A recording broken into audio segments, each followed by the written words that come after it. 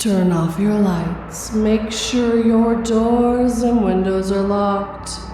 Things are about to get spooky. I thought it was a watermelon. By Anonymous. Kind of a strange glitch in the Matrix, so bear with me, but I feel like I somehow manifested the reality I wanted. My partner and I went to the store together for the first time in a while yesterday, so that I could get a fruit tray and he could get some snacks. We ended up grabbing a random tray on our way through to find his cheese snacks. When we got home and cracked it open, we realized we got the wrong one. I wanted one with cantaloupe in it, and we picked up the one that had watermelon. I mentioned this to him, but said I'd eat the watermelon anyways, I supposed. He tried it and said that he didn't actually like watermelon, but it had honeydew, which he did like, so that was fine. I say I ate about half of the watermelon before we put it up for the night. I went to work and then took a nap when I got home. Well, I just got up and we got the tray back out, and when I opened it, where there had been watermelon was now all cantaloupe. I kind of blankly stared at it and processed to turn to him and say, "Wasn't this watermelon yesterday?"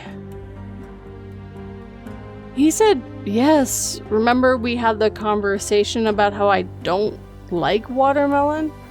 I proceeded to show him the tray, and he is just as confused as I am. I then checked the list of fruit on the tray to see if it had been layered with watermelon on top and cantaloupe on the bottom or something. Nope, watermelon isn't listed on the box at all. Not only that, but I remember there being leftover watermelon, and there's no trace of it now. We're now completely confused. What a strange glitch.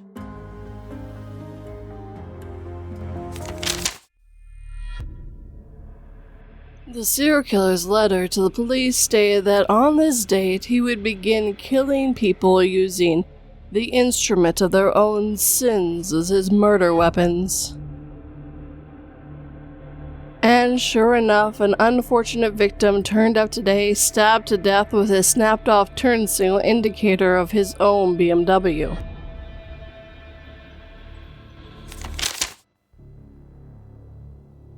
I Saw What Happened Today Last Week by Zenahez. On March 21st, China played against Singapore in 2026 FIFA World Cup qualifications, AFC second round. I live in North America, so the match was in the morning. When I checked China's social platform at 11 a.m. that day, Zihu, Bali, and my QQ group chats, I saw news saying that China won 4-1 and Wu Li scored 2 goals and 1 assist, with many people discussing the performance. Not bad, I said to myself, and then I closed the website without reading the actual post, and went on to do other things. I didn't fall asleep or dream of the event, nor was I influenced by any substance or mental issues. When I opened the website again around 1 a.m., the title of the post looked different. Looked like China had a disappointing and frustrating 2-2 draw, and people were mad everywhere on the internet. I hadn't watched our national team play for a long time, just like what a Chinese who want a stable mental and happy life would do, so I didn't really pay attention. I thought that maybe those posts earlier were talking about a previous match against Singapore, and they were pushing it to my main pages because new relays as a result of the disappointing draw. And guess what happened several hours ago? China won 4-1 against Singapore, with Wu Li scoring 2 goals and 1 assist. China hasn't played against Singapore for a long time, and the 4-1 score never appeared between the two teams before. The score actually hadn't appeared in the match result records of earlier teams for the years. I know Malaysia 4-1 Singapore last year, but that was different, not what I read. The chat history of QQ is stored. I checked it and apparently the score 4-1 was never mentioned until several hours ago. I contacted my family members and friends in China, but no one could explain what I read on March 21st last week. Quick side note for me, if I mispronounced anything, I'm very sorry.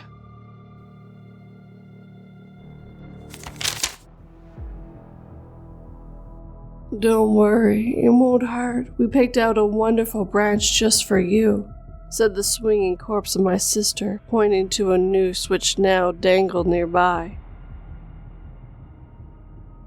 Thomas cried out when he saw his 2 daughters hanging from the gnarled oak, and then one of them opened her eyes and said, "Don't be sad, Daddy. Please. We have a branch for you too."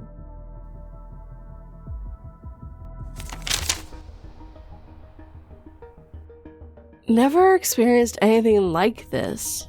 Multiplying game pieces. Buy no more, please. So I have this favorite bar I go to every weekend. It's this alternative goth bar with a game board called Zigzag. If you're not familiar, it's basically a bunch of little pucks and 2 sides of board, both with rubber bands that you use to try and fling the pucks to the other person's side. I've gotten very good at the game and very few people ever beat me. On Saturday, I followed the tradition of going over to the Zigzag table to play a game with 2 friends tagging along. Please note that at this point we had all just been sharing 1 drink at the house and we were barely even tipsy. I saw the board only had 6 pucks. The game generally comes with 12 when you buy it, but for as long as I've been going, it's never been a full amount, cause yeah, it's a bar and things get lost. I played with 10, but in the last several months it's usually 8. And then this last few weeks it's only been 7, so we usually put 1 to the side and play with 6. On this day, there were only 6, and I expressed a little annoyance that the pieces kept disappearing when I love this game so much. As a joke, I picked up 4 of the 6 pieces and said, "Well, now everyone can just play with 2, and then dramatically threw the 4 pieces down the board. Somehow, 10 pucks came flying out of my hands and scattered along the board, making it a full set of 12. I was utterly baffled and just stared shocked and then kept saying, "How did that happen?" My 2 friends thought I was doing a magic trick and asked me how, until I promised them I had no idea what was going on, and they could see how truly confused and shocked I was. We all sat there trying to understand for 5 minutes and then walked away, now creeped out by the board. I told a few people, but no one believed me. I ended up playing a few games later with the randoms, and we had all 12 pieces. One of the people who didn't believe me said that they had at least seen earlier that there were definitely only 6, and now there are 12. What in the hell? I have literally never experienced anything like this before, and I wasn't on any psychedelics, and I wasn't drunk, and 2 of my friends saw it also. I have no explanation.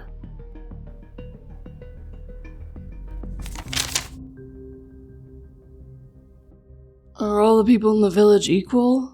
asked the young man. 10 points for a man, 10 points for a woman, 5 for a child, and 15 for a pregnant woman, I explained to the young soldier as I handed over some ammo.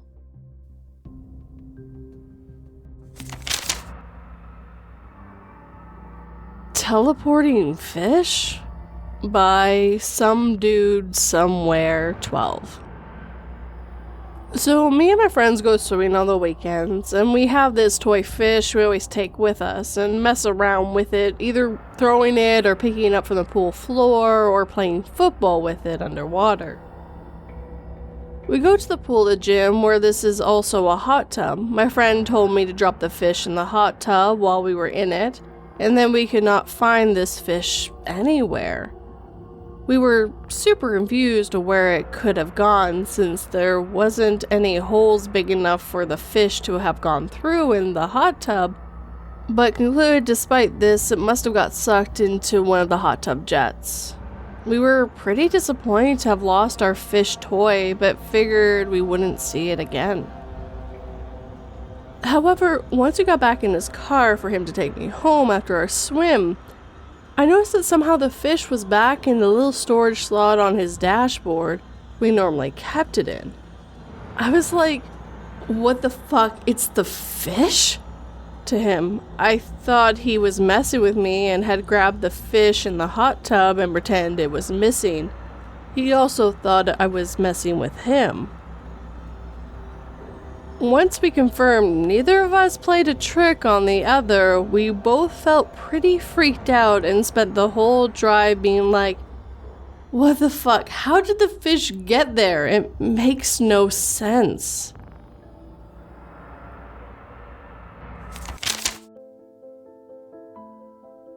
Please, please save my son, the mother cried.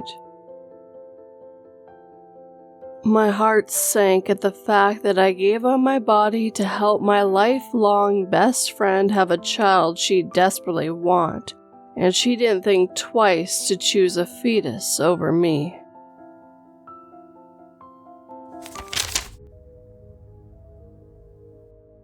Red Bag Tab Glitch by Cataminus. I made myself a sandwich this morning because I was hungry. You know that little plastic tab we use to close the bag of bread? Yeah, the tab that disappears all the time and leaves us doing the spin and tuck to keep the bread fresh? Per the usual, I was looking for the tab after I was done making my sandwich. Of course, it's not anywhere within sight. I lift the plate with the sandwich on it. It's not under the plate. As I set the plate down, I hear this little click. I lift the plate again, and lo and behold, the tab was there. Probably just stuck out of the plate. As I reached out to grab the tab, a second identical tab fell down from the bottom of the plate. I just thought, holy shit, I've experienced a glitch. I gotta tell the whole world. Side note, that's when I made the first comment on your community post. But I was hungry. Rather than closing the bag with one of the tabs, I did the spin and tuck. I set the tabs next to each other on the counter. I thought I'd take a photo of them when I was done eating. I know a photo is no solid proof that I experienced a glitch, but it's something. I eat my sandwich at the counter right next to the tabs while browsing on my phone. When I was done eating and ready to take a photo, there was only one tab on the counter. I checked the counter, the floor, the loaf of bread, and under the plate. No second tab. There was no wind, no pets nearby, and I certainly didn't hear any sounds that indicated the tab fell or was moved. I have no idea what happened to the second tab. Side note, that's when I made my second comment on your post. I didn't feel scared or chilled by this incident. I just thought it was hilarious and couldn't stop laughing about it. I told my husband, knowing full well he wouldn't believe me. To my surprise, he smiled, nodded, and said, 22 people die each year from eating that tab. It's a joke from a stand-up comedian. Nevertheless, I'm glad I'm alive and well, despite experiencing this rather innocent double glitch.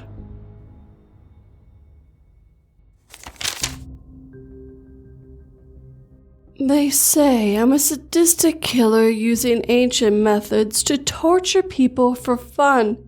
But that's not true at all. She frowns at her captive and says, the goal here isn't to hurt you, only to use experimental archaeology to learn whether scaling truly makes the flailing smoother, considering those primitive tools.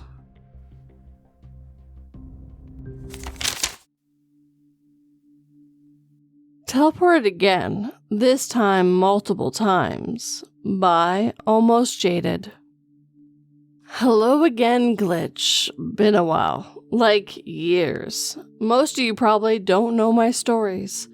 I'm not going to rehash them again. If you're that bored, you can scroll all the way back in my history. As usual, I'll provide details for any locals. 22 months ago to the day, I relocated from Vegas to southern Mexico, Las Acrocas area. My previous experiences happened in Vegas area and partly in Utah. I haven't had one of these instances in several years, and no glitches of any kind since moving here. Until today. On my way to a client's house in West El Paso/Sunland Park, I had driven to this house half a dozen times in the last 2 weeks. I know the way by heart, but I still use nav because there's major construction on I-10 between Cacruz and El Paso right now, and Google lets me know about closures and delays. Today, it says there's a 27-minute delay. That's the first weirdness. I practically flew through the construction. All the red spots on the nav just weren't. No delays, made the usual 55-minute trip these days in under 40. When I got to the Sunland Parkway exit, the nav still said my ETA was the same despite this. Weird. And here's where it goes off the rails. Age client lives off of Mesa Hills, past Mesa.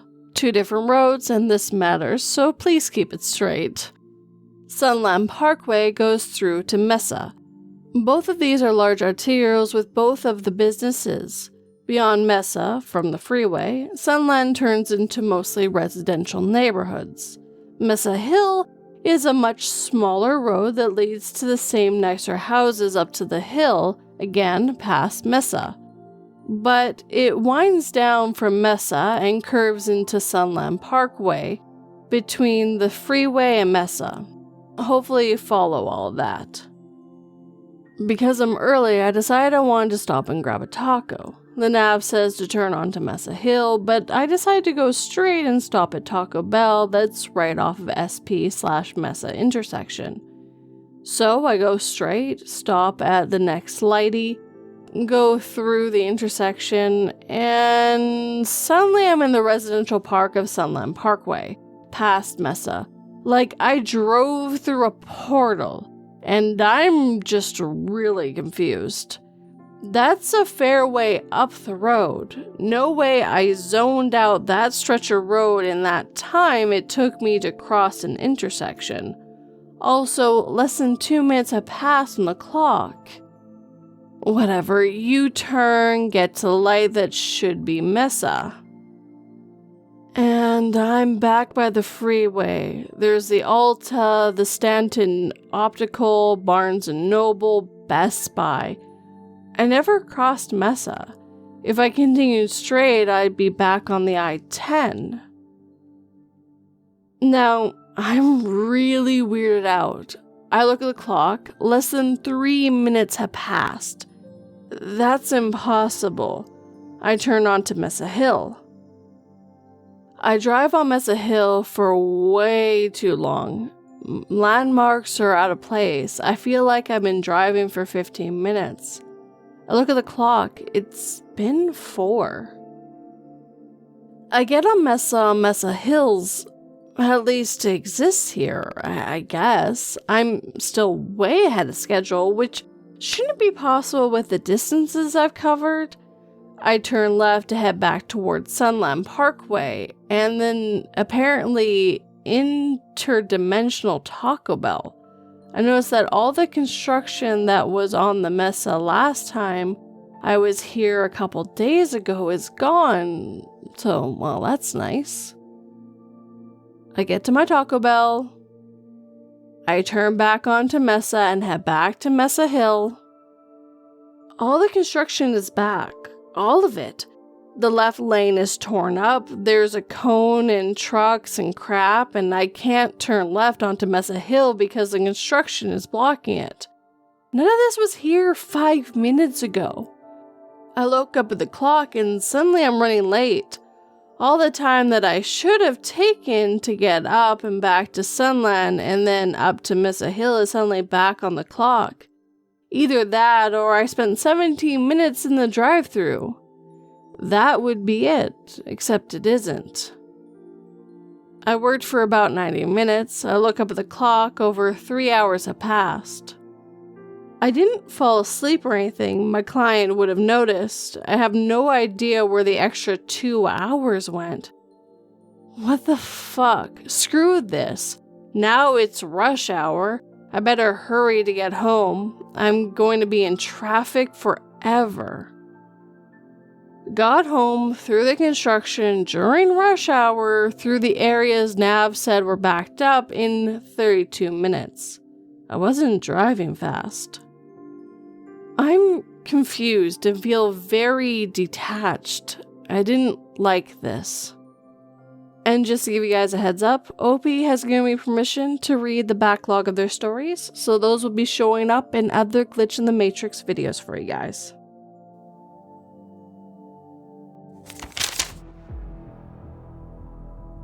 As we pass the bottle of hooch around the campfire, we regard one another with stories of the worst things we had ever done.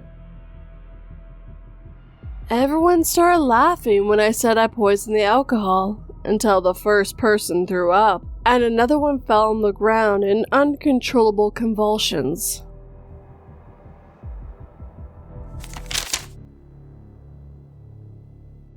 Timeline Jump by Joshua Lee 14.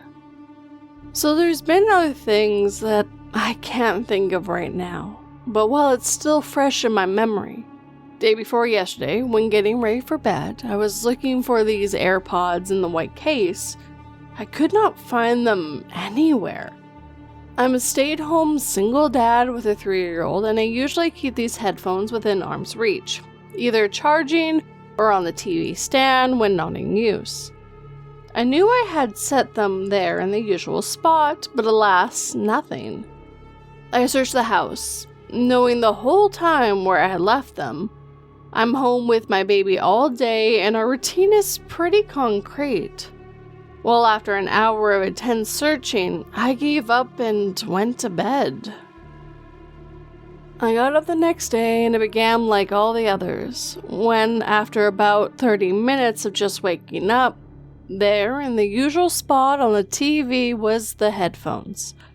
I got a cold chill instantly, as this is not the only thing that this has happened to, but I can't recall some of the other times as of writing this. No one comes in here. No one has a key. It's just me and my baby. She didn't move them, nor would she have done it just to mess with me. I mean, I look into this one spot, which is just a flat top of the TV stand with a TV on it, at least 8 times the night before. The other thing was the toilet. About a week or so ago, I noticed that the toilet needed cleaning. It wasn't totally gross or anything, but it was time for a scrub, if you know what I mean. Then around 2 days ago, I noticed it was clean. I thought, the hell did I do that? I'm wondering about my level of sanity. But a while ago, I noticed it was dirty again. Dirty again. Like, the misplaced headphones were weird, but the toilet cleaning and the resoiling itself with the exact same patterns of dirt is something I'll never be able to get past.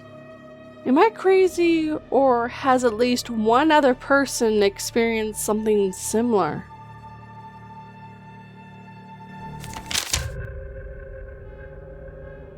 As soon as I heard the gunshots, I grabbed the little girl with a bunny backpack standing next to me and ran into one of the stores in the mall. While peeking from behind the wooden counter, I saw that the shooters were all small children, and then felt something pressed against my head by the little girl behind me.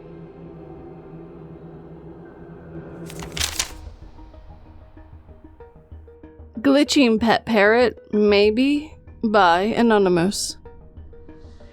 I have a cockatiel named Colby. I adopted him in January from an animal shelter, and ever since I have experienced what I can only describe as a glitch. This bird seems to duplicate for a couple of seconds and then duplicate Kobe just disappears. For instance, yesterday I was in my room with him and he was in the cage playing with some toys, and all of a sudden I can see him take off from the closet, flying across the room, then lands on the curtain rod. At first I thought, oh, okay, he climbed out while I wasn't paying attention. Then I look and he's not on the curtain rod. The bird is still in his cage, happily chewing on his wooden block, and has been for a while considering the amount of damage to it. I know I have horrible eyesight, but there is no way you can mistake a gray and yellow bird with bright orange cheeks flying across the room for anything else. A second instance of him duplicating before our very eyes happened when my mom was in the room with me. Kobe has a ladder that I put across his cage to my bed, that way he can come and go as he pleases. One day when I first got him, my mom and I were in my room having him practice stepping up. For non-bird parents, stepping onto one's finger, so he'd get used to us. He eventually got tired of it, so we put him on the bed to chill out, and started having conversation about my wanting to redo my room. Midway through the conversation, my mom stopped mid-sentence and started talking to the bird, who's going up the ladder to his cage. I turned to smile at him, and then I feel a sharp pinch on my toe and yell out. My mom and I both looked down, expecting it to have accidentally found a sewing needle or something with my foot, but it was Colby attacking my foot. We both look at the ladder and he's not there. There's no way he could have gone from the ladder to the end of my bed without one of us noticing. It's not carbon monoxide. We recently tested at a friend's insistence. So I have no idea what is going on, but the bird is glitched.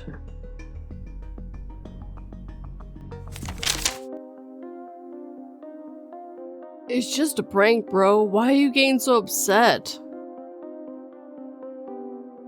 I continue recording as the man covered in hives struggled to dig the EpiPen out of the peanut buttered filled kiddie pool, making sure my viewers would get a good look at his face when he found out it was fake anyway.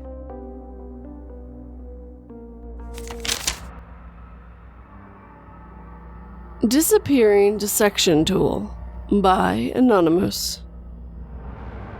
So I'm 19 and in university. I'm autistic, ADHD, and have general/social anxiety and a history of depression.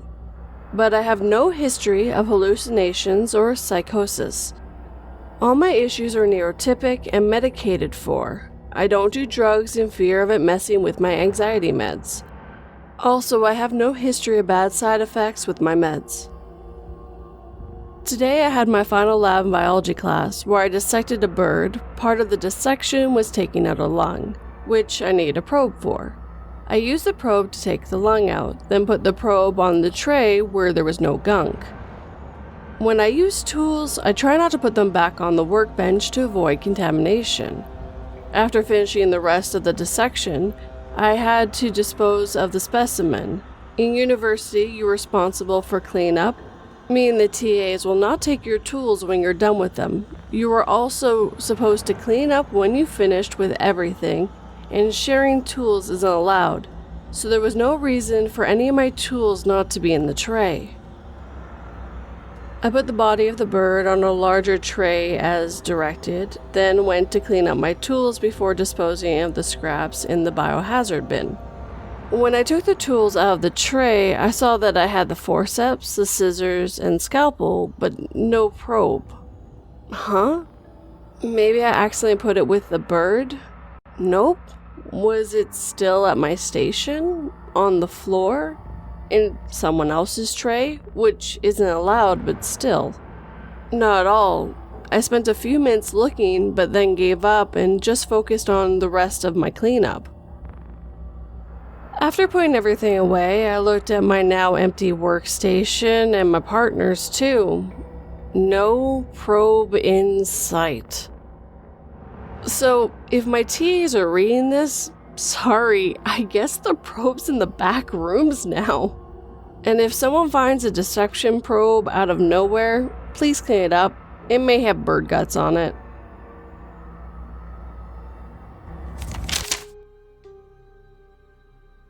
My fellow alpha and I were locked in a tense staring contest. I grossly underestimated his desire to win when he brought out a razor blade and started slicing his eyelids off.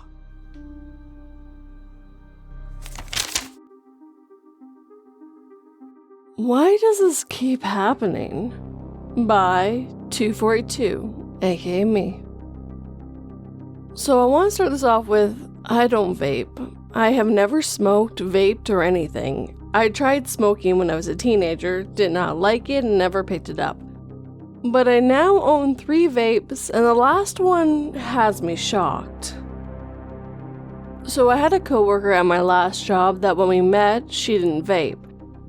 She, besides me, has been in the car the most. I gave her rides home, and then near the end of her time working with me, took her to and from work. I won't lie, there are days I miss that and having lunch with her. We talked a lot, but that is not the glitch. Vape 1, the blue vape. It's not a glitch at all. She asked me to take it from her. It was this blue one-time use. It was almost dead, but she didn't want to be tempted with it, so I took it from her, and that was that. Vape 2. This one is a glitch, maybe. She had started hanging out with an old friend who got her back into vaping, and to be fair, she was stressed out. She vaped in high school but had stopped when we met, and it was only when she started hanging out with this friend she started to vape, which, it happens. We talked over the lunches and stuff about her wanting to quit. She had a vacation coming up, and she said during that she and her friend were going to quit. Her friend didn't, but she did. Well, early on, she had a super stressful week, and we had agreed that I wouldn't let her vape, so I took it from her. I had a windshield cover on the floor in my back seat and put it in there. I remember this because I thought it will be hard to see in the black and she won't find it. Well, that day got worse and she begged me for the vape. I gave in because she was really not okay. I went to grab it, and it's not on the cover. She checked under the seat, nothing. I looked through the cover fully, and we never found it. We searched for it off and on for about a month till we said my car ate it. Well, she left that job and so did I. This was 6 months to a year later. I cleaned that car fully. And on the back seat, plain as day, under a windshield wiper fluid bottle, is her black vape. My seats are gray, and it didn't blend in that great. I had looked on the back seat a few times in our looks because I was planning to give it back to her so she could sell it.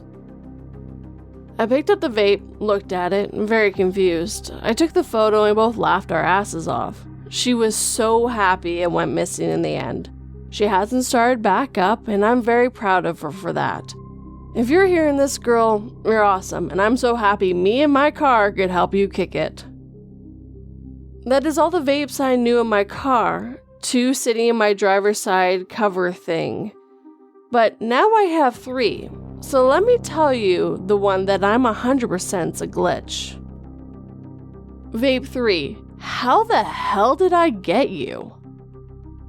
So this Saturday I'm driving home from work. I bought this dashboard phone holder and these little rubber holders fell off. One flew at my leg and I'm looking for it on the seat, between the seat, and then I think maybe it's in the e-brake area. So I sigh and reach in past the weird wire stuff so things can't fall in there, but this car is old and stuff does get in there. I feel this really big odd thing. It's not the rubber thing at all. I carefully grab it and pull it out. And here is vape number 3. It's mermaid look and color. My coworker never had this vape that I can recall. I took a photo and she said maybe it's hers, but she doesn't think so, and I don't think it is either. She mostly had the black one, but either way, she only ever lost the black one. I'm also the second owner of this car, more like third, but either way, I have dug into there many times just to make sure it's clear because it's an e-brake and you never know, and I know stuff falls into there. I'm not one to give rides to others all that much. I can name 5 people that have been in my car, and the only one that vaped or smoked besides the original owner was my coworker. And I have put my hand in that e-brake thing a few times. The only thing I can think of is a mechanic dropped it, but my car hasn't been in the shop for months, and I'm sure I checked the e-brake since then. Also, the mechanics I go to are all men, and this is for sure a female vape. I've also officially thrown out all 3 vapes, but I do have on screen right now for you all 3 of them in the order that I told you the story. So yeah, for someone who didn't vape at all, I sure owned a lot of them at one point.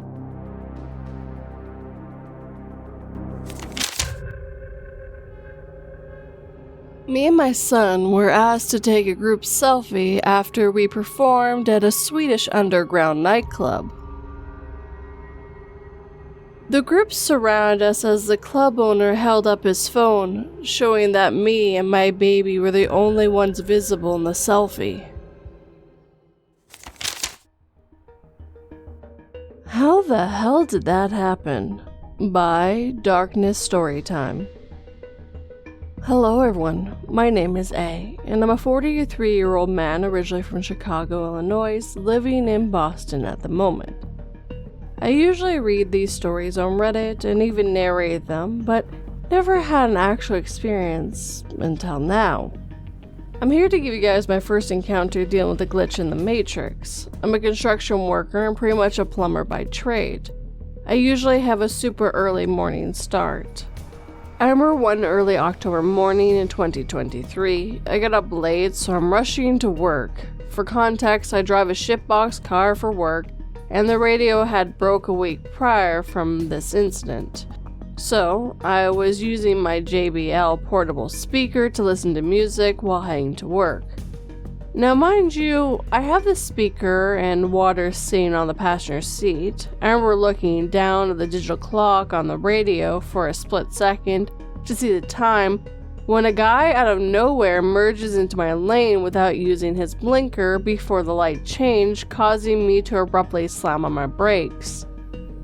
Everything that was in the passenger seat ended up falling on the floor, which I watched and heard fall onto the floor when the car made a complete stop. I also tried to grab the water because I didn't want the water to spill all over the floor. Now, if everyone knows, the Poland Spring gallons of water have those flat caps that easily pop off, so that's why I wanted to grab it before it fell. At the time, I wasn't listening to any music. Mind you that to turn off the device, there's a little on and off switch on the back of the portable speaker. I always leave it off until I get onto the highway.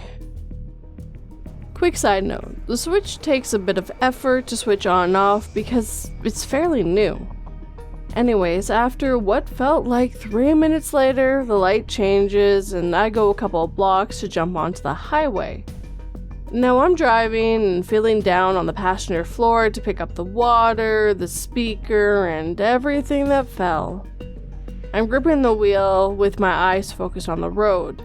I'm still feeling on the floor, wondering why I can't find the speaker and a gallon of water. Tell me why I glance over at the seat. Both the gallon of water and the speaker are on the seat. Now remember, I tried to prevent the water from falling, but I didn't catch it in time. I never even touched either of them. So how the hell did they end up back on the seat? I'm not crazy, nor do I suffer any mental health issues, so for the life of me, I don't know how they end up right back on the seat. To give insult to injury, the speaker blurred out "connected" when I knew that damn thing was switched off. I got to work and sat there for a moment trying to figure out how and why. So, till this very day, I cannot tell you what the hell happened. There's also a link in the description box / show notes if you guys are interested here in this narrator.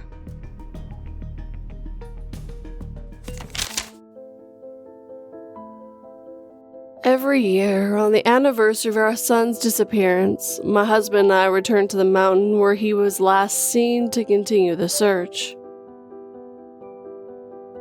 My husband long ago stopped expecting to find anything, but I always take a few minutes to slip away and visit the big tree that he's been buried under.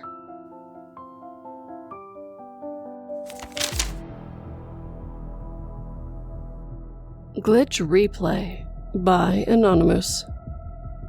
Not sure how to classify this, but it's definitely one of the weirdest sets of experiences I've had, largely because my family experienced it as well. The first time it happened, or we noticed it happened, was about a year ago. My boyfriend and I were home alone. My family was supposed to be out for the next few hours, so we were just beginning intimate activities when we heard them return, the door opening, loudly as always, and the muffled voices of my mom and brother. We leapt up and scrambled to throw on our clothes, super confused as to why they were home 4 hours early. A few minutes later, we headed downstairs. It was quiet. The noises had stopped, I don't know when. And I realized no one had returned. It was just silence. My partner and I were both promptly freaked out. We had both clearly heard them get home, heard them talking, the door opening and shutting. I told my mom about it the next day. About a month later, I was out for a walk. When I came back, my mom was a bit freaked out. She asked if I had come back and knocked at some point. No. Apparently she had heard heavy banging on the door. Loud enough she heard it from upstairs and came down to let me in, only for no one to be there. Keep in mind, we have a Ring doorbell. Anyone at the door, or any loud noises, would have picked up, which they were not. There were also multiple instances of us hearing knocking, to various degrees of intensity, only for no one to be there. Those would be easily to write off as maybe potential paranoia, but in many cases, my dog reacted as well and started barking, which he never does except when someone is at the door. The latest noticeable incident was about a week ago. I was at home alone doing schoolwork when I heard the doorknob shaking like it was being unlocked. Our door's been practically broken for the last few years and needs a lot of force to open. Oh, my mom's home early, but the shaking didn't stop. I snuck to the door and looked through the peephole. No one was there, but I could still hear it shaking. It was strong and clear enough someone had to be there. I worried someone might be trying to break in despite the Ring doorbell presence, maybe crouching out of sight of the peephole. I grabbed my phone, keypad ready to dial 911 if needed, and crept to the window in the side room where the front door was visible. No one. A few seconds later, it stopped. My family and I know our house. We've been here for the last 16 years.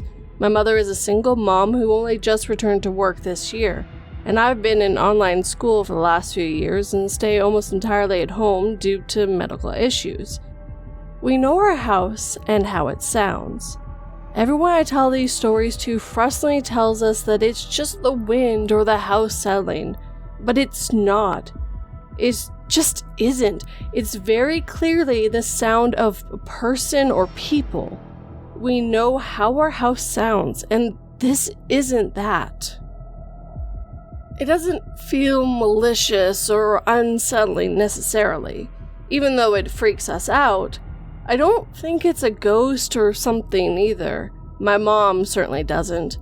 But it's weird enough that even she's acknowledged the strangeness.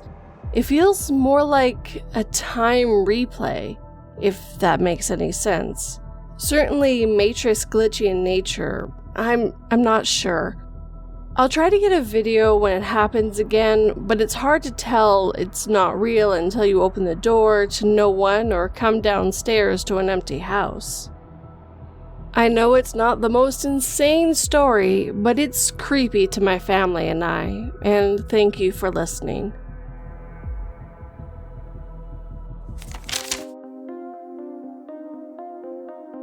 Understandably, my loving family were a little concerned when I told them I need a routine operation to remove a tiny parasite worm from my brain.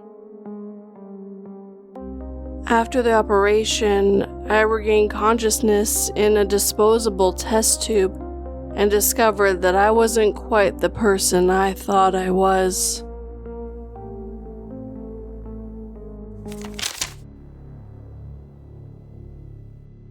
Instructions appeared out of nowhere by Lenny68. Alright, so this is a silly glitch.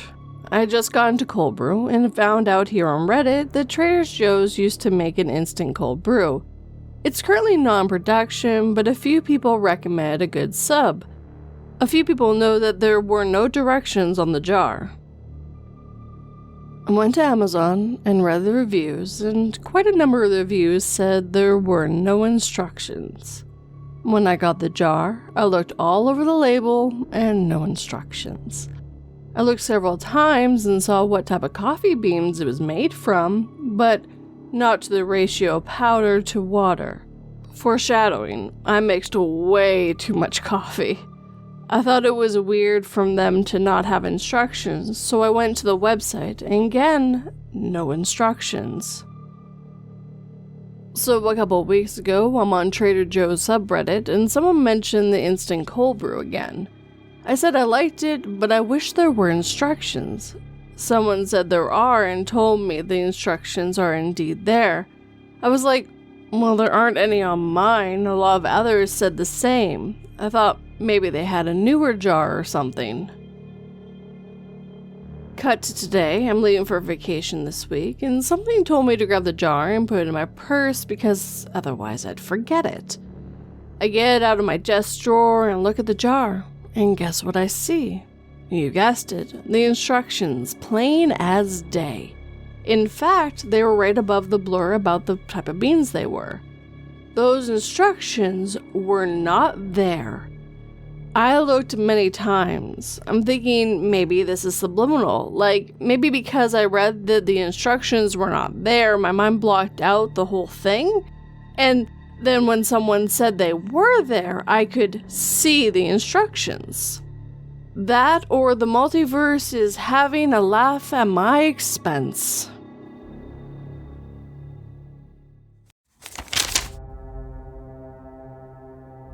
With a curt flourish, I signed my name on the dotted line, allowing the rich family to hunt me to my death in exchange for mine being given $10 million. When I was brought to the secluded grounds, the billionaire's son barely looked out from his phone before saying, "I don't want to do this today. Just make the dogs do it."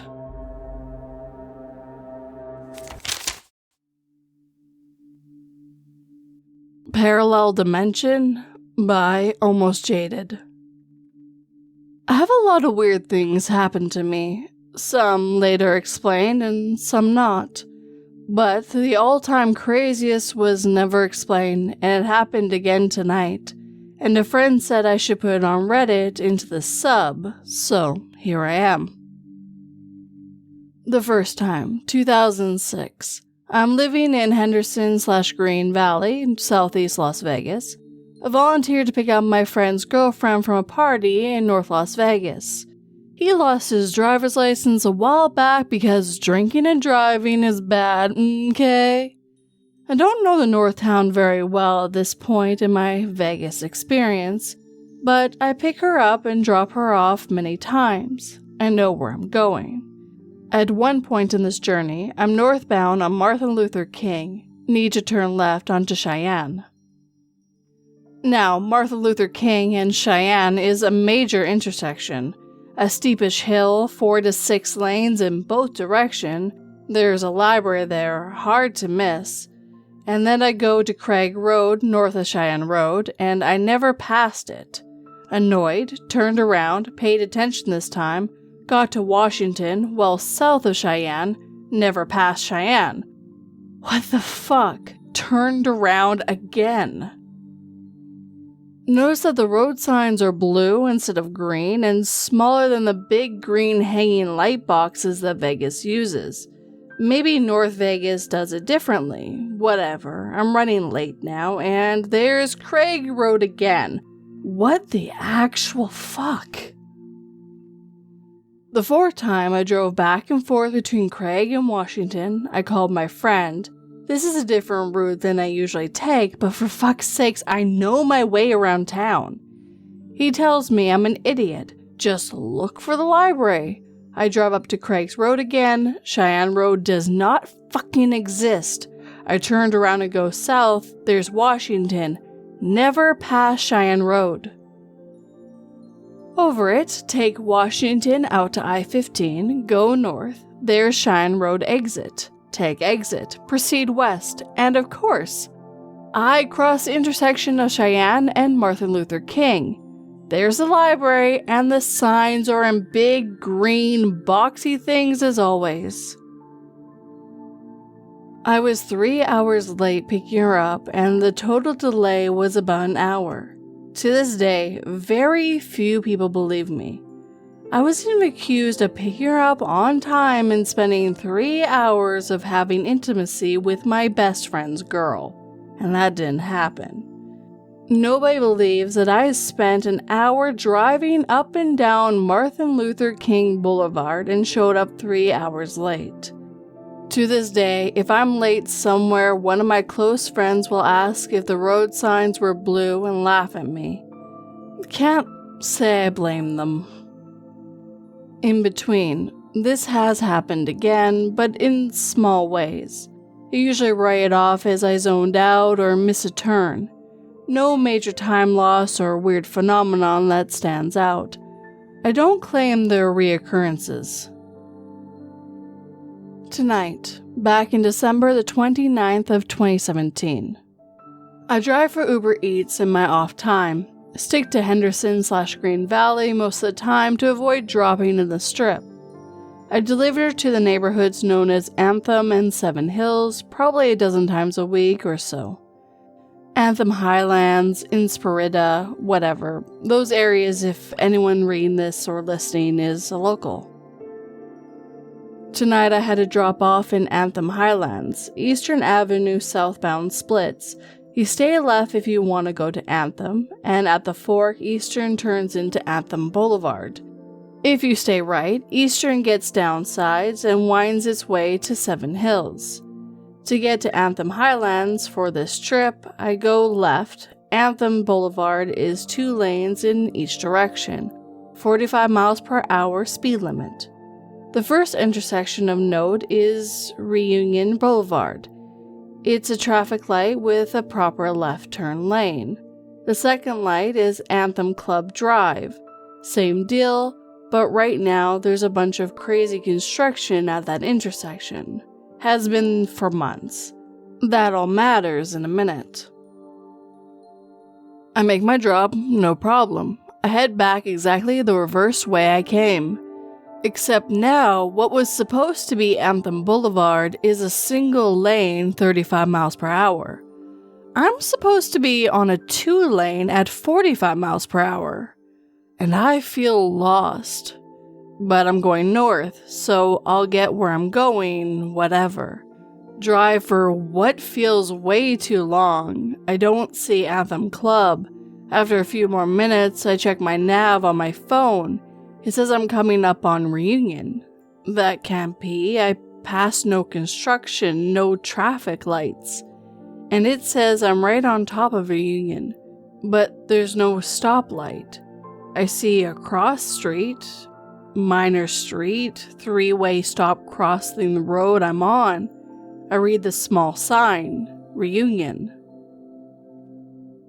Instant flashbacks to the Martin Luther King/Cheyenne thing. I'm freaking out. I know I'm on Anthem Boulevard, but this isn't the Anthem Boulevard I know.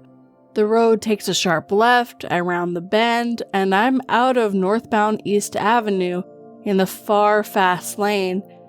exactly as it should be leaving Anthem. Everything looks normal. I look in my rearview mirror. It's the entrance of Anthem, pictured perfectly. Picture perfect and decidedly not where I just came from. No noticeable time lost this time. I honestly wonder if I turned around and spent an hour in the alternate Anthem, maybe I would have been able to measure it, or not. I wasn't going back. Took the rest of the night off, called some people, posted here. Sorry for the novel, hope it was worth a listen. It's not fiction.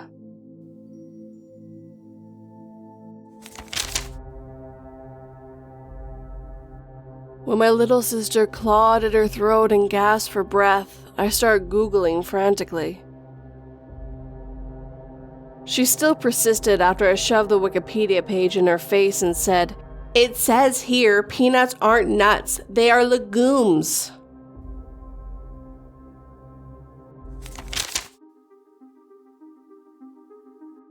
I witnessed people frozen in time. By Anonymous. I'm really not sure where to talk about this, but my mind is absolutely blown by something I witnessed a few days ago.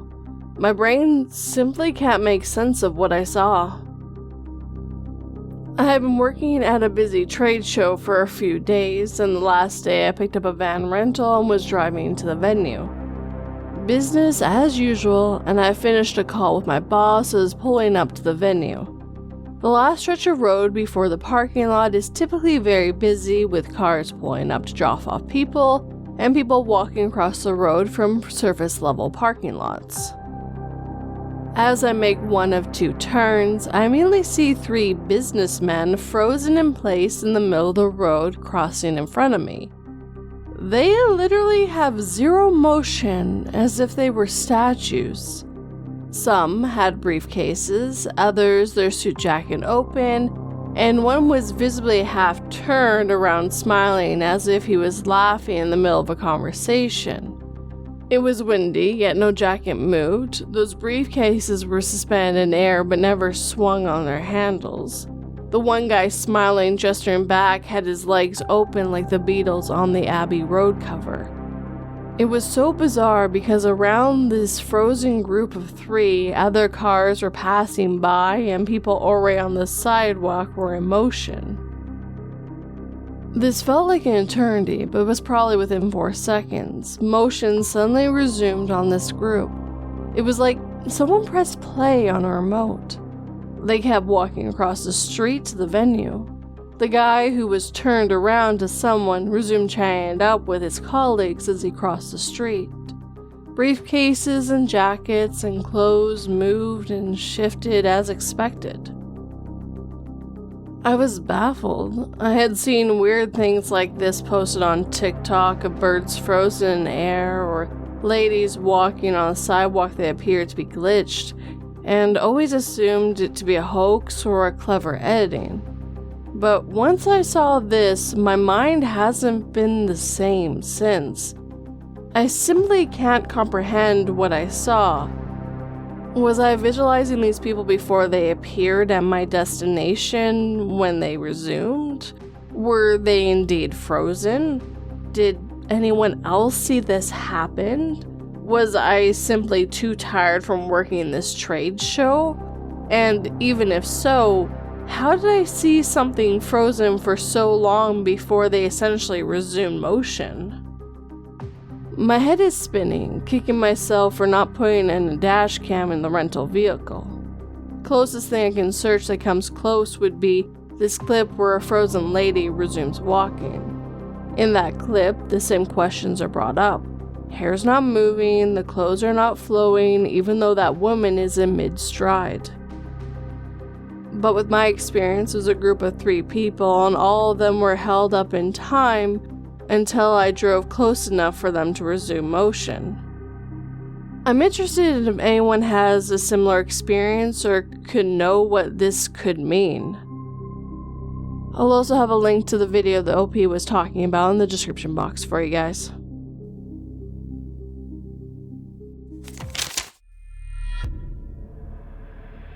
Your child seems perfectly fine. For an extra fee, we can make modifications like changing her eyes or hair color, things like that," said the doctor to my pregnant wife. "How much will it cost to give her an illness that will make her dependent on us for her entire life?" my wife asked.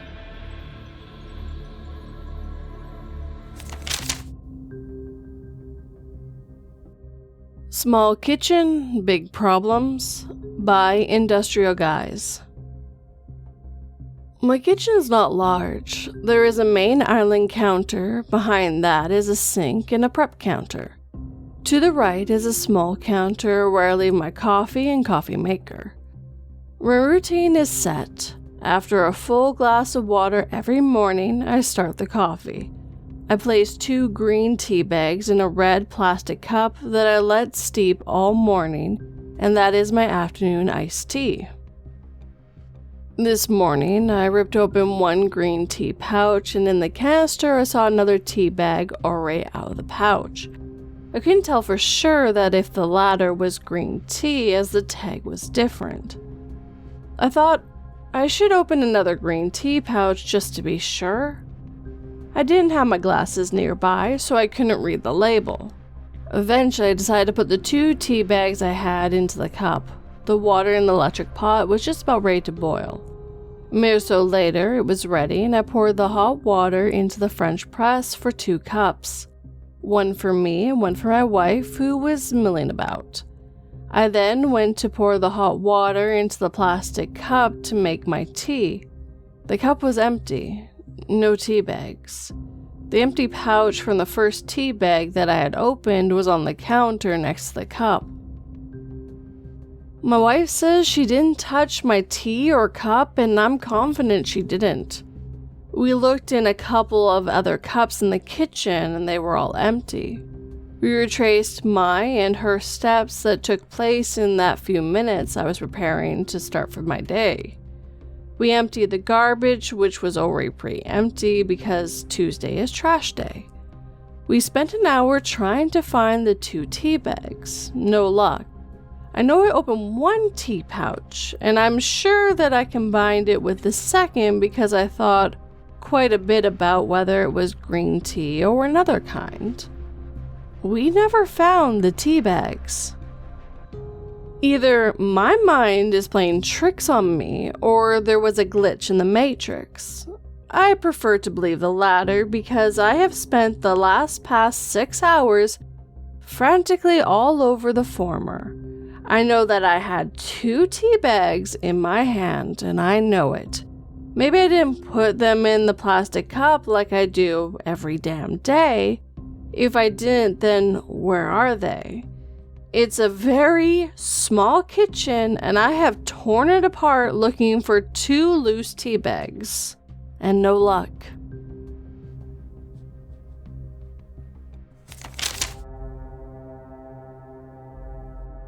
The girl looked up at me from her hospital bed and said, "Thank you for saving me, doctor. I don't want to die anymore." My stomach sank with the news I had to come to bring her. She had taken too much, and now there was nothing anyone could do to save her from dying slowly over the next few days, while her organs shut down from the poison.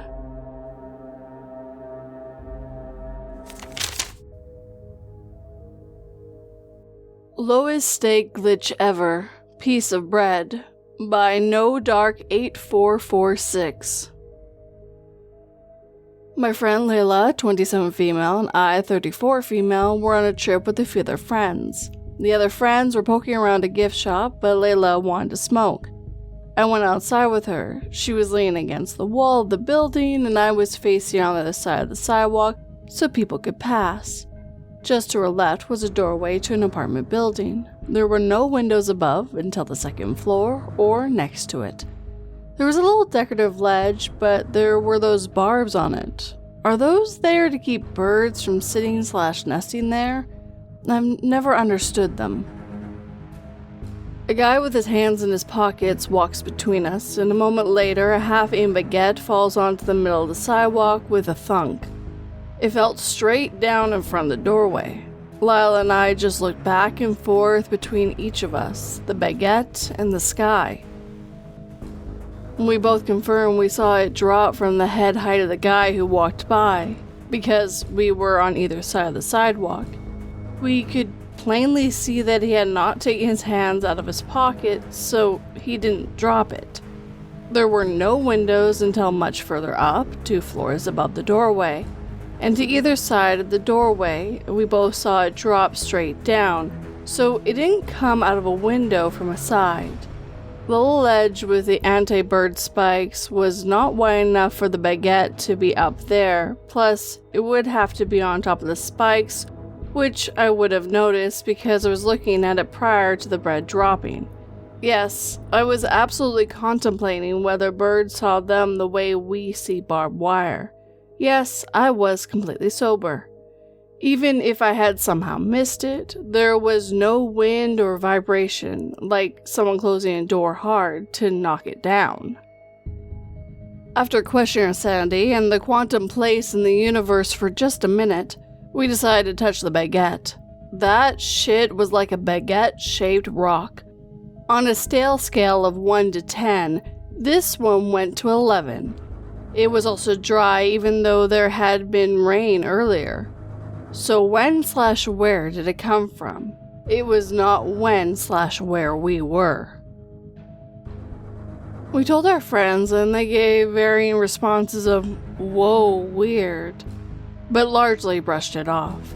For months after the trip, we'd just be like, "You remember the baguette?" "Yeah." "Okay, just making sure," and then go back to whatever we were doing. Lowest steak glitch ever, but fuck if I don't think about that piece of bread all the time. Mostly I wonder about who was eating it. What was the other half of that glitch? I'm going back to that city with family in a couple weeks, and I want to go back and look for an explanation. Is that weird?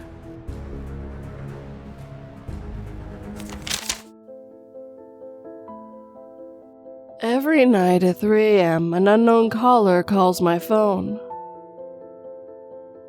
Finally, deciding to answer, I shouted a brief, "What's your problem?" but quickly froze when I heard a distant echo of my own voice.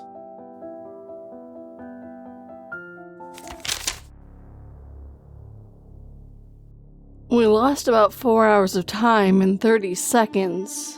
By Thrifty Gal 177. I'm not sure if this is considered a glitch, a time slip, or just delusion, but this is something that happened to me and my family that we can't explain.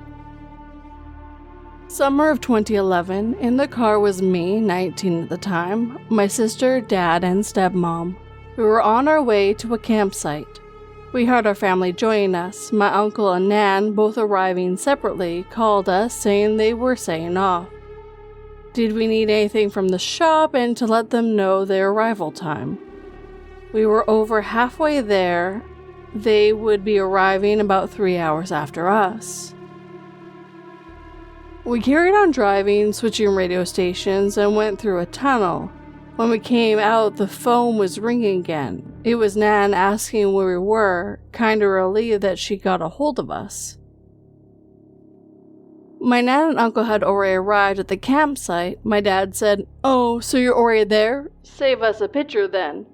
And my Nan responded, "Where have you been if you're still on your way?" The conversation didn't make sense. My dad got frustrated and said, "What do you mean, where have you been? You just spoke to us." My Nan told us, "We've been calling you because we couldn't get a hold of you." My stepmom pointed to the time on the radio. About 4 hours had passed. 4 minutes had passed in 30 seconds. My dad ended the call with my Nan, and for a moment we were silent. My sister asked what was going on. My dad said that time must have changed when we had changed the radio station and our family was playing a dumb joke.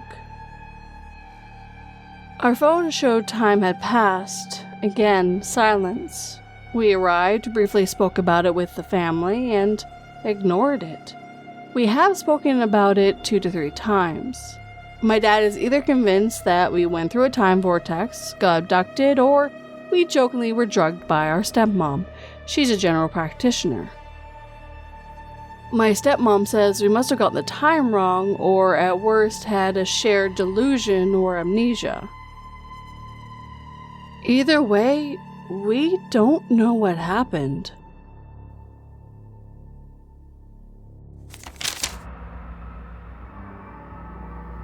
"Be seated," the chief surgeon shouted. "You have missed a full week of classes." The girl tried not to faint as a second-year student dissected her mother's corpse. She had not been told her body would be donated to medical science. He wanted to drive me to a place that doesn't exist. By Creaky Tits. This week has been hectic. My 3 kids have the flu. Oldest was first, then my youngest 2 caught it. After a visit to the clinic, I was heading to the CVS down the street from our house for their prescriptions. I decided last minute to drop my kids off at home with their dad so they could get some rest, and I could go inside the store to pick up some Pedialyte. I consider our neighborhood to be safe. I've taken walks after dark and never felt afraid. Most of our neighbors are older folks who have lived there over a decade. When I pulled up to CVS, I parked on the side parallel to our street. It's dark around that side, but the entrance is right around the corner and well lit. There was a man staying outside. He was walking in front of my car and I could hear him talking, but my music was kinda loud. I figured he was on his phone or something. No red flags yet. My husband called me as the man walked back towards the corner adjacent to the entrance. I got out of my car, still on the phone, telling my husband, yeah, kiddos have the flu, I'm picking up medicine at the CVS, etc. In a very pleasant voice, the man says to me, "Hey, I got a question for you. Do you know where Main Street is?" I, assuming he was asking for directions or the location or something, tell him I do. I'm still holding my phone to my ear. It's in a bright pink case, so I'm sure he could see it. Now this man is staying directly in front of me. There's a pillar and a trash can behind him. Around the corner is a propane cage and a red box against the store's wall. Getting past him will put me in arm's reach. Next, he asks for a ride there, to a homeless shelter. It's very cold outside and he doesn't want to freeze. I empathize with him, but I said I couldn't. I offered to buy him gloves or a blanket and asked if an employee in the store could assist in finding him a ride. Sweet baby Jesus, this guy's face immediately changed to pure rage.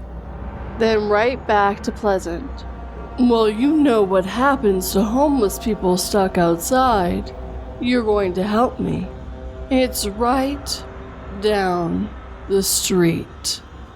I'm standing there unsure what to do. My husband's on the phone asking what's going on. I gently tell the man that I don't feel comfortable doing that and that I have the flu. I don't. And my husband's on the phone with me. I don't care about the flu. Now he's getting more angry and not moving away from my route into the store. I didn't want to turn my back on him to go back to my car, which was several feet away in the dark. While this guy is glaring at me, I decided to quickly walk past him. I had my mask from the clinic in my jacket pocket, so I pulled that out and held it in front of me while I moved towards the trash can. He looked disgusted, but kept telling me I need to give him a ride. It's right down the street, he insisted. But I know where that street is, and it's not as close as he says. He tried to guilt me, and his words felt threatening, but he didn't actually threaten me verbally. Once I was around the corner, I rushed into the store straight to the pharmacy. My husband said he is calling the police. He heard the way the man was talking to me and said to stay in the store. My knees were shaking. I'm not usually the type to be so afraid when confronted. When I got to the pharmacy, I interrupted the pharmacist and a customer, apologizing, then told them what happened. The pharmacist sent the store manager out. A tall man with a long beard looked like he doesn't take crap from people. The police had already arrived. The man was told to leave, which he did momentarily. He came back inside the store yelling obscenities and something about me. Now, the store manager has told him to get the fuck out. He's trespassing on the property. The cop came back to talk to me and told me she's arrested him many times. He's loud and likes to yell at people, but he isn't violent. The pharmacist had me hide behind the screen where they give the vaccines and left the half door to the pharmacy cracked open in case I need to get out of there. The cop also told me this guy's first and last name. So did the store manager. Is that even normal? The prescriptions are finally filled and I leave the store. The police park next to my car to keep an eye on me. Oh, and the man refused a ride from the cops to the shelter.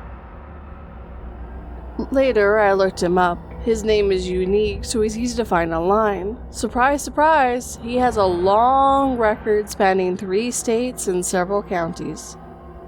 Tons of public intoxication charges, DWIs, urinate in public, assault and battery, and indecent exposure. I also looked up the homeless shelter. Yeah, as I thought, there isn't one where he wanted me to take him, but that area is super sketchy. Earlier today, I went to the corner store across from CVS and told my friend, the overnight staff employee, what happened. She kicks him out of the store and calls the police every time she sees him before he yells at and threatens customers, but he always takes off before the police arrive. I know I could have handled that better. I was blindsided by his instant shift from pleasant to filled with rage. Big thank you to the pharmacy team who kept me safe and the store manager for confronting this creep. They didn't have to do all of that. I'm thankful for my husband recognizing I was unsafe in the situation over the phone. This man is still out there somewhere in my area.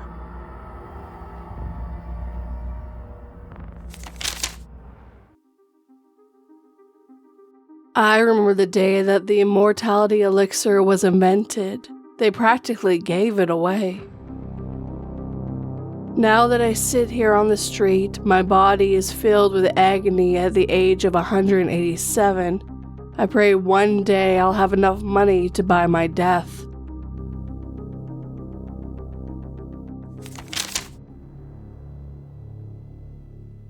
I was almost kidnapped as a child by No Knowledge 3945. Recently there was an Amber Alert and my daughter was asking what that beeping sound was all about. For those who don't know, an Amber Alert goes out when a child is reported missing. If you've received notifications, you know what I'm talking about. The alert will sometimes give information like the victim's appearance as well as the perpetrator, the location of the abduction, make and model of a vehicle.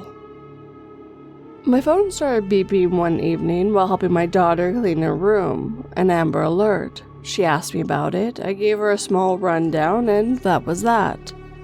However, it triggered a childhood memory I had where I believe with all my heart that I was almost kidnapped when I was a kid. To be clear, this isn't a memory that was laying dormant in my subconscious, and this random Amber Alert and talking with my kid caused it to resurface in my mind. This incident is something I've pondered and thought about off and on for years now. I'm 41-year-old male, by the way. It's just been a while since I considered the factors and details of the experience, and this recent Amber Alert and talking with my daughter really caused me to pause and reflect on the incident itself once again, and here I am. As a parent, you worry about these things and do all you can to protect your children, especially when you personally experience something truly scary like this. The occasion happened when I was just a young kid. My guess is around 7 to 8 years old. I can't be sure, but I think that's a safe estimate, based on the fact that much of those early childhood memories aren't there anymore. I do remember my kindergarten experience, which I would have been 5 to 6, and also later grades. So this incident must have happened sometime after or around the age of 7 to 8. My parents took me to a neighboring city to do some shopping. We lived in a small rural town with not much on offer, so from time to time, we would go to this neighboring city about 45 minutes from where we were located. It just had more to offer. They would take me up there for school clothes shopping, out to eat because the restaurants were better, and because my mom was a crafter. She loved to make crafts. It was her thing. There were different craft stores and fabric stores she liked going to up there. This specific trip, we went to a fabric store up there, Joann's Fabrics to be exact. This was a pretty big store. As a little kid, I guess most every place has seemed big, but no kidding, this was a sizable store. My dad sat in the car while I went in with my mom. He did that a lot, sit in the car. When there was a store, he just didn't want to go in, so I guess I can't blame him there. I can't recall exactly what all my mom was looking for or trying to get in the store that day, but I do remember what section we were in, an area with a bunch of racks with various fabrics hanging. Imagine a clothing store with a circular rack with clothes hanging around them, and that's pretty much what it was like at the fabric store.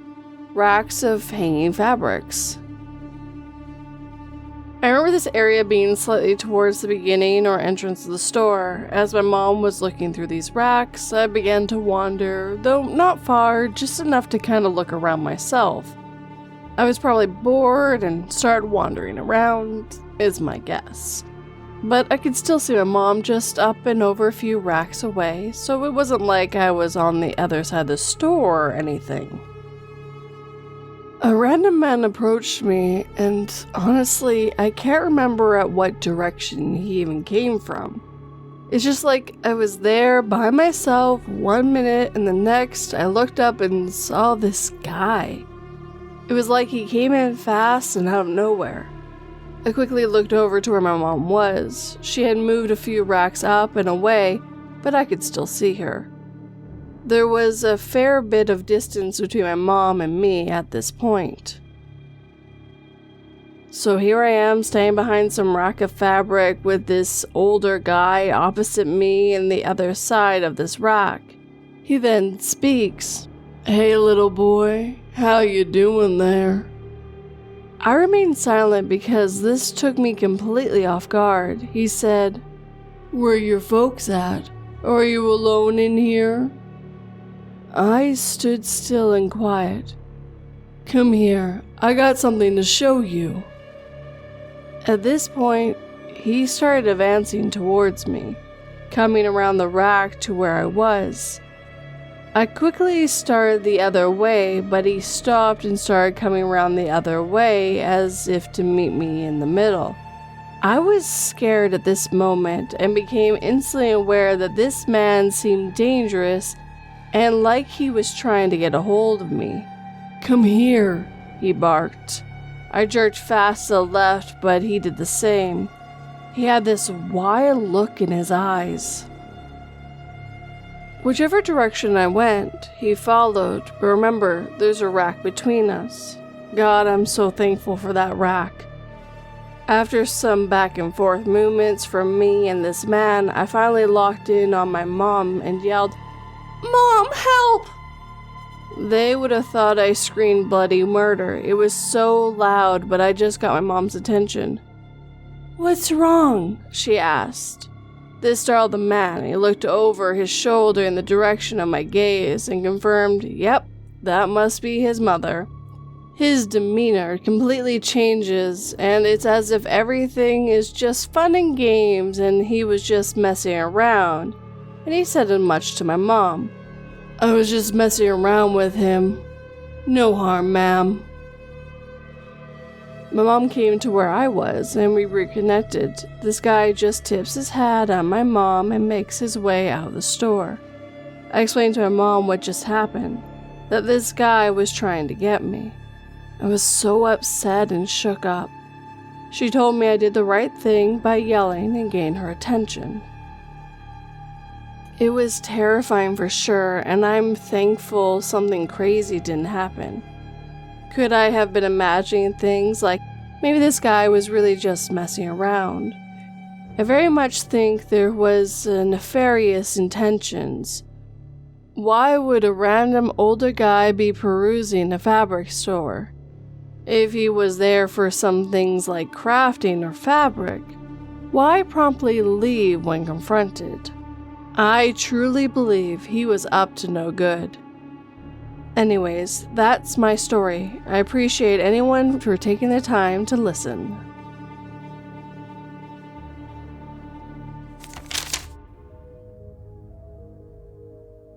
When I gained possession of my own voodoo doll, I always kept it locked in my house safe just in case.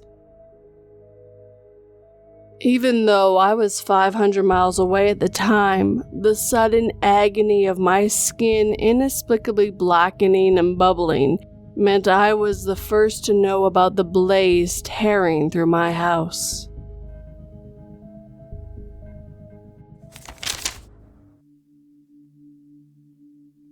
Am I being paranoid, or was I almost the victim of an elaborate mugging or kidnapping? By illiterate aardvark. I do some volunteering at a hospital 3 times a week that involves me reporting to the hospital at 5 a.m. I enjoy the volunteering. I've been doing it for almost 2 years, and I've never had any issues until last week. Last week, I was a bit early on my volunteer days, and I had about 30 minutes before I had to report in. I normally would have just waited in my car, but I had been pretty stressed about things in my personal life, so I thought I'd go for a little walk to burn a little steam and clear my head. After all, this is a pretty nice area, upscale West Los Angeles, so what could go wrong? It was 4:30 a.m., so naturally the streets are all quiet, but it seems pretty peaceful.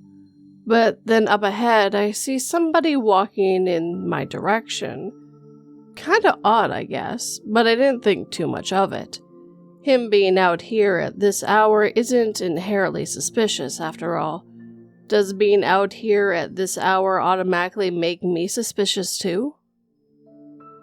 So I kept walking. We made quick eye contact when we crossed paths, and suddenly I got a very bad feeling about this man. I can't explain it other than instant.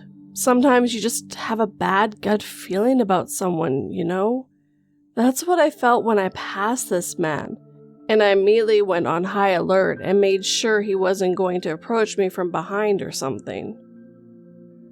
Very soon after walking by this man, I'm talking like 15 to 20 seconds, I passed by one of the many parked cars on the streets. This is Los Angeles, so there's lots of parked cars on the side of main streets. Except this parked car is different. There is a man sitting at the wheel, and this man waves at me and beckons me over. Again, pretty darn creepy, but not inherently worth freaking out over. But as I keep walking, I realize that while the car was parked, it wasn't off. It was just simply in park. Because the car started driving in the same direction I was walking, and its driver at a pace essentially matching my walking speed. At this point, I had enough, and my brain is saying nope, so I immediately turn around and start speed walking back in the direction that I came from. Then I saw something that, in the moment, scared the fuck out of me. That first man that I had encountered walking the other direction, which was now probably like 40 seconds ago, was now standing pretty close to me. Like, way, way closer than someone who had been walking in the other direction should be. And then he makes eye contact with me. And then he starts walking in my direction.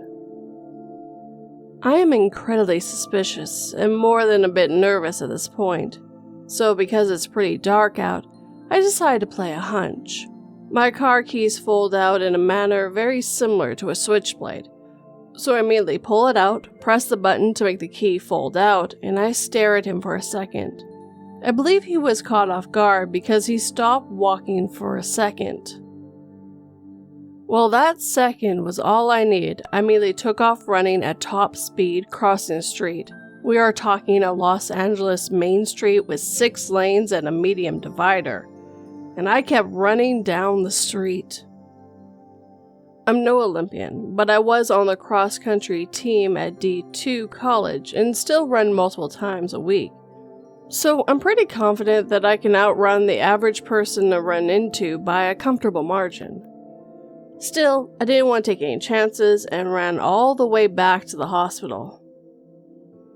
So what do you guys think? I'm not crazy, right? I'm not necessarily saying that I was going to be the next prominent murder victim or a kidnap victim, but there was definitely something going on here, right?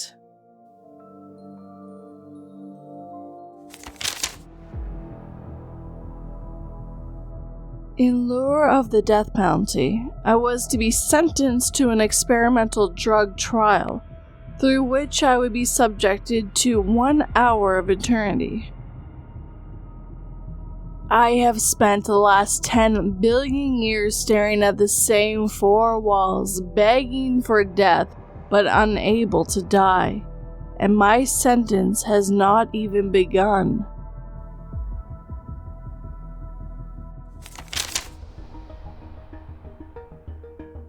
The Kidnapper in the Woods at a Park by Killian099.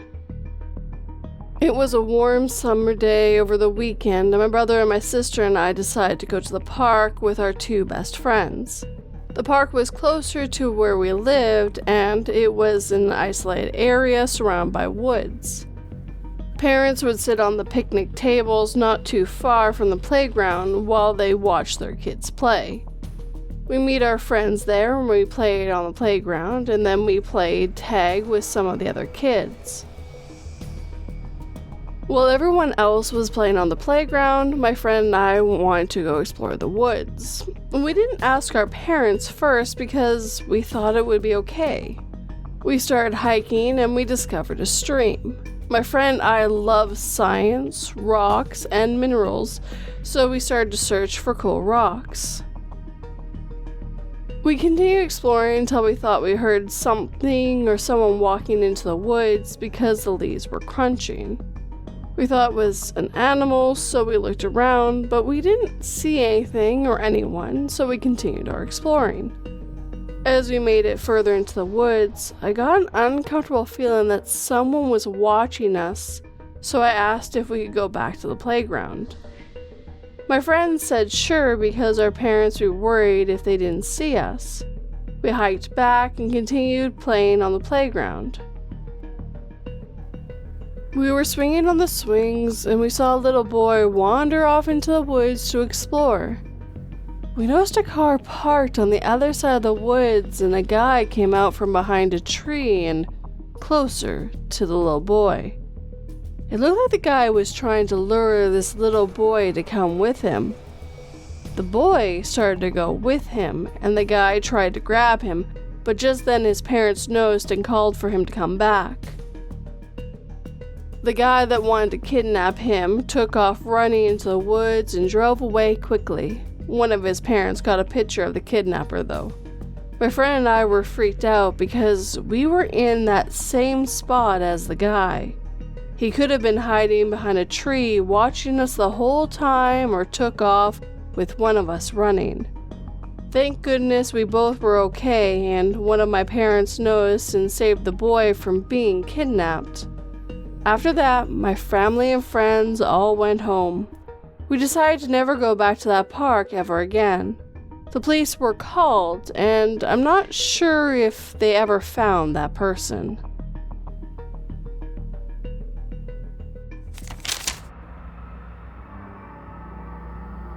A single tear ran down my cheek as my son finally said his first word, with the cutest little smile on his face. I wrapped my hands around his throat as he repeatedly called out "Mama," as I knew it meant he loved his bitch of a mother more than he loved me.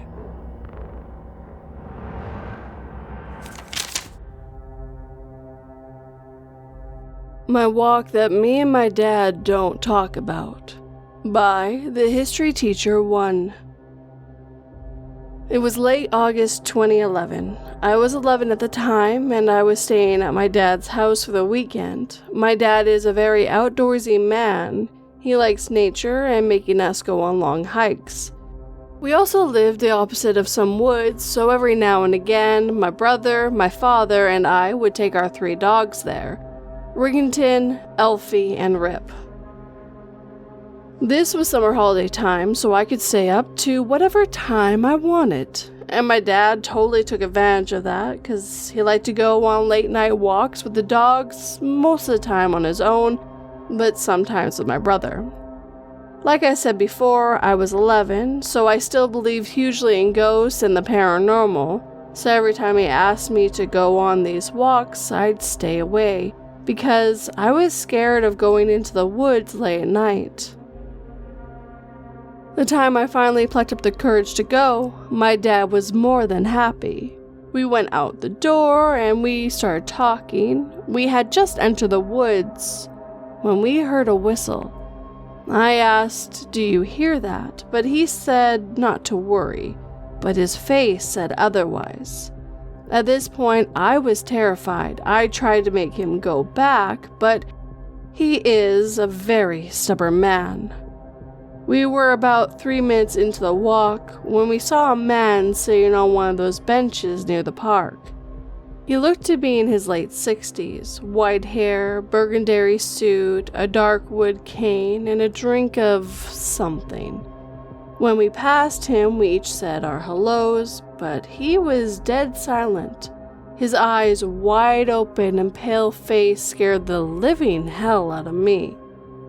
We picked up the pace, but then we heard the whistling again.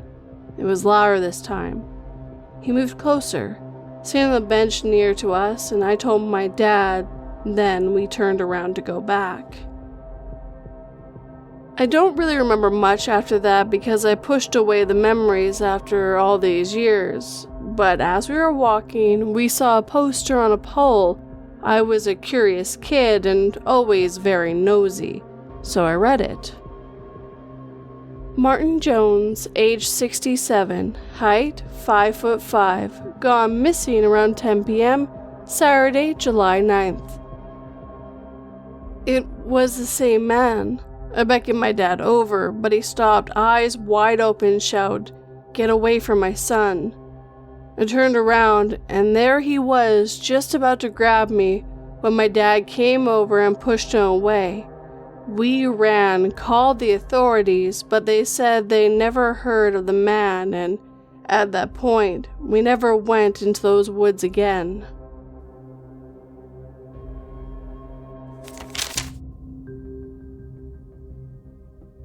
Searching through the wreckage of another ruined city, I finally got lucky when I found mounds of enough warm white rice to starve off starvation for another day.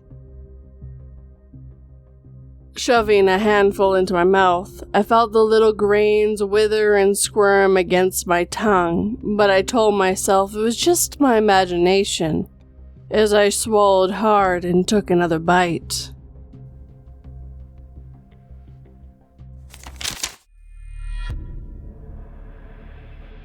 A Stranger Tries to Steal My Dog and Other Nightmares Before Christmas, by Nedja Colette. This happened before Christmas of 2019, when I, female, was 26, and it sticks with me to this day. I've thought about sharing this many times, but I've never been sure if it's scary enough. I guess you'll decide. My then boyfriend, now husband, and I decided to meet for dinner at a Christmas market here in Switzerland.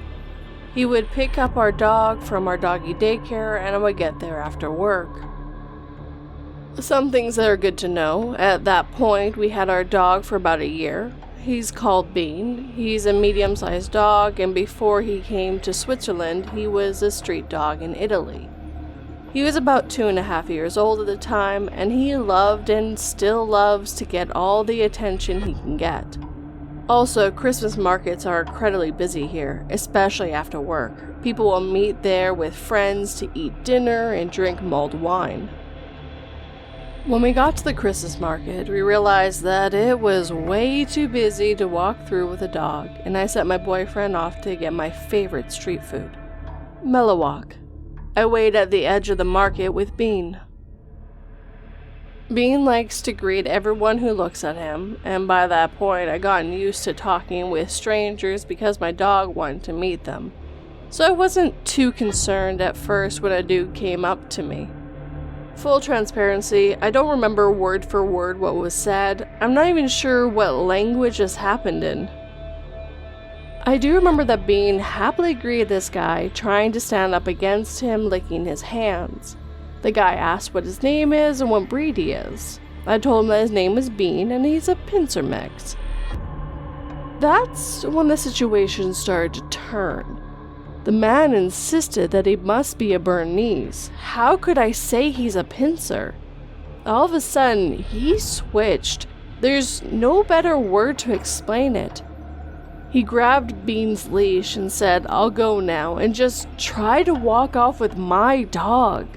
Thankfully, I had a firm grip on his leash and was incredibly confused and flustered and just stammered that he can't take my dog.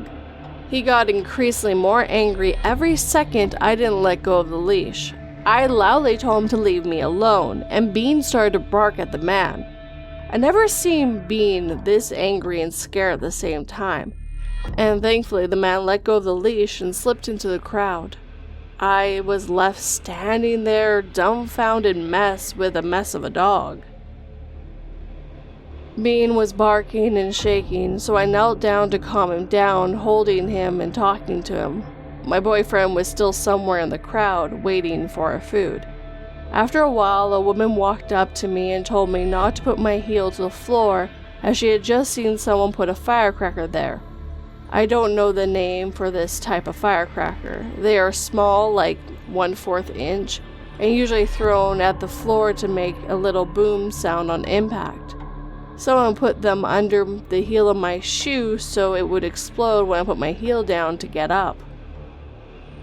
Now, I don't know what's worse. Was it the same guy that tried to steal Bean, or was it someone else who saw a distressed dog and thought, "Wow, let's scare that dog a lot more"? I think that the worst thing for me was that apart from the woman who warned me, no one helped me when I was harassed by a weird guy, even though I loudly told him to go away, and there were other people standing very close just watching. Bean was the only one who scared the guy off in the end. Thankfully, the events of that evening had no lasting impact on Bean. He still loves to greet strangers. I still remember it and don't think I will ever forget.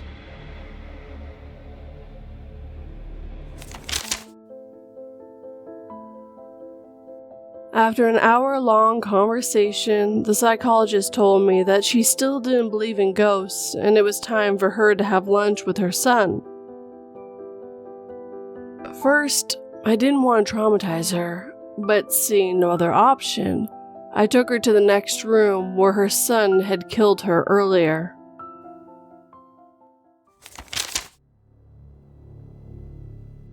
Just listening to my book by Elemental Madness. Hey everyone, this glitch in the Matrix happened to me maybe 5 or 6 years ago, and I have been intending on sharing this story. But it's honestly hard for myself to even wrap my head around this, and I was the one who experienced it. and the shyness led to inaction, which led to forgetfulness. Anyway, I have an access of free time and was thinking about this event. Thought I might as well put it out there. I listen to audiobooks very actively. I use some round-the-neck Bluetooth earbuds. You won't see me without these things around my neck. I like them for their functionality. Just press the button and resume the book. Press it again to pause. No need to go fetch my phone out.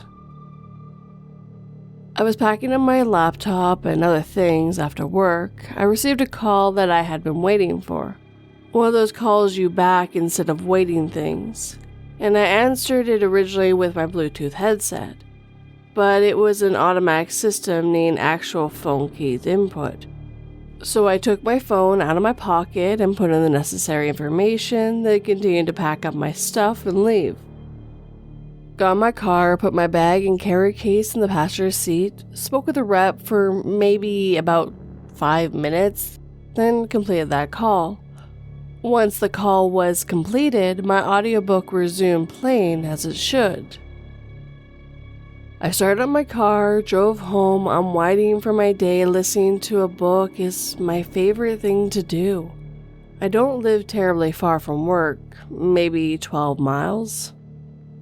After getting home, I started preparing dinner while continuing to listen to my book when I heard the sound of my phone indicating another call, interrupting my listening experience.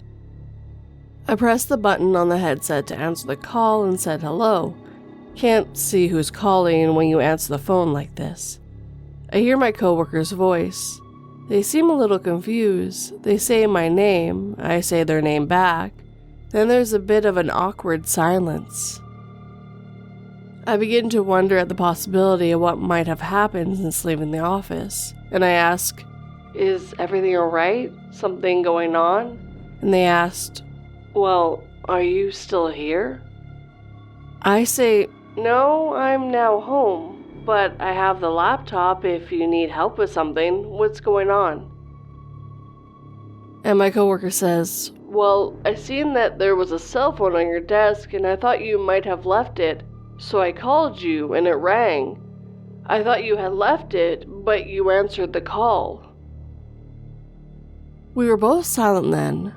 One moment, I was in the middle of chopping up some carrots and thinking about switching gears into work mode.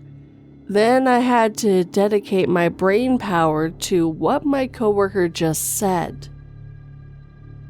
As an intelligent adult human being, my response was elegant and direct.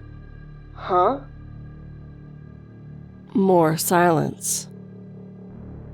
Coworker: "I'm looking at your phone on your desk, showing our call active right now." I moved my hand down to the pocket I keep my phone in and gave it a trusty pat to check, only to find my phone pocket empty. As my hand is resting on my empty pocket, I start saying, "That can't be right. Bluetooth doesn't have that kind of range." Only to then have the call disconnect. The Bluetooth headset gave the beep beep of trying to find the device it's paired to. Beep beep, beep beep. Then the Bluetooth device powers itself off as it cannot find its paired device or a new device waiting to pair to. I stand in my kitchen for a minute longer thinking about this. It must be some kind of prank or something. My coworker doesn't live terribly far away, but how would they have stayed close enough as I was on the freeway? I try to turn on the headset as I go to my bag to check for my phone. Nothing there. Turn the headset on as I run outside and check in my car. No phone. I'm a tad frustrated at this point, so I hop in the car and drive back to the office. Getting into the office, I head to my work area to find my phone on my desk where I had taken out of my pocket to put in that digital number pad before I had left. Unlock the phone and check the call history to see the call log of my coworker and I's 2-minute and 11-second conversation. I walked over to my coworker's section to talk to him about the call, and upon seeing me, they say, "Oh good, so you were here. You had me pretty freaked out, man." I didn't want the kid to be scared or anything, so thinking fast, I say something like, "Yeah, someone needed my help upstairs with something." Still to this day, I think about this. How was I just interacting with my Bluetooth features on my phone at such a large distance? Recently, here has been a lot of studies about how much of our reality is what we can perceive, and much of our perception is dedicated on what we can predict with our senses. What if my mind was just a prediction that my phone was in my pocket, and because of that, my Bluetooth should be connected, and after the call is complete, my audiobook would just resume playing? Or maybe whoever is watching over my simulation had a major F-up and didn't notice I had left my phone, and was freaked out when I had realized I didn't have it on me. I don't know. It's hard for me to wrap my head around this one.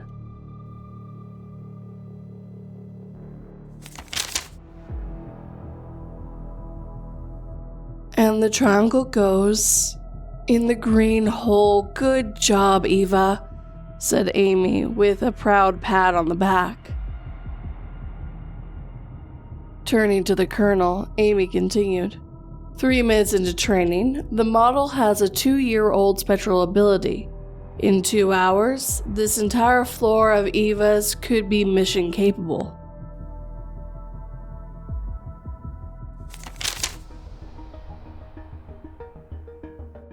Traveling Shoe?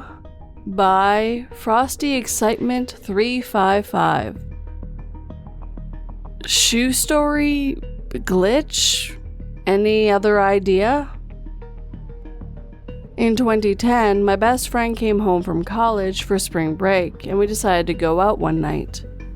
Our town is tiny and has no nightlife scene, so the closest option for anything after dark is an hour away. Her sister happens to live in the same city where we were going. We left my hometown and drove to her sister's place. Got ready at her sister's home, and then I drove my car to the bar. My friend had an eye infection and was taking meds for it, and was wearing her glasses that night. She was also going through what she calls a weird phase, and did not drink that night. I'm not a heavy drinker, and I was driving, so only had a couple of beers the entire time we were out. So we stayed at the bar for about 5 hours. The city where we were has a naval base, and is not uncommon to meet lots of people who are in the Navy while you're out at this place. So we talked to a few different pairs of guys throughout the night who were in the Navy. At closing time, we had been talking to one set of guys, and they were funny and entertaining, so when we left, we decided to ask them if they wanted to get a late night bite at Whataburger, which is around the corner from the bar. After we all ate, they said they needed to get a cab. Uber wasn't a big thing then, so options were limited, to get back to their place. They didn't seem like creeps, so I offered to drive them to where they were staying. One sat up front with me, the other sat in the back seat with my friend. I drove them to where they were staying, they got out, and my friend hopped into the front seat. I drove us to her sister's place, we changed clothes, and went to sleep. Never even saw her sister because she was already asleep when we got there earlier that evening, since she had to work the next day. The next morning after we woke up, we were packing our bags, and my friend could only find one of her shoes that she had worn out last night. We looked over the entire apartment and could not find it anywhere. It should be noted that my friend is very minimalistic in her shoe options. She has 2 pairs of heels and a few more flip-flop/sneaker options. She had been wearing her one black pair of heels that night, and the other pair was 4 hours away in her college town. She was fine leaving with one shoe because she said they were very inexpensive and she could just buy a new pair to replace the lost one. Because I'm me, I can't leave well enough alone, and I'm very bothered that there was a shoe missing. We went and searched my car, the parking spaces beside my car, everywhere. We went to Whataburger and even went to the place where we dropped off the 2 random guys and looked in the parking lot. Still no shoe. After not being able to find the shoe, she said it was okay and that she would just buy a new pair. I was still very bothered by this, but I just dropped it and we drove the hour back to my home, where we had left her car locked in my parents' driveway. Once we arrived, we were saying goodbye and she grabbed her bag from my car and her car keys from my car and walked to unlock her car. While still talking to me outside my home, she unlocked the passenger side of her car and immediately began to freak out and asked how I did it. I obviously was clueless and walked over to her car. We stood there looking at the front passenger seat, and her missing shoe was there. We have absolutely no idea how this happened and have thought about this shoe more than I care to admit. It has consumed my brain for 14 years. We have tried every logical and illogical scenario, and at one point, she was convinced that I played this elaborate prank on her. Well, I thought she had played the prank on me. We have told this story to so many people, and everyone is always baffled. Glitch in the Matrix weren't really as widely known then as they are today, and I'm certain that's what happened. Thoughts?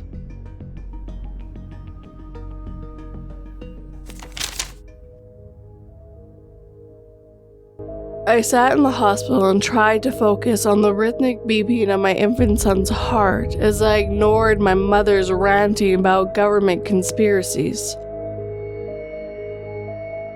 But when I came back later, I heard only silence as our mother smiled and said she unplugged some things to prevent the 5G radiation from spreading.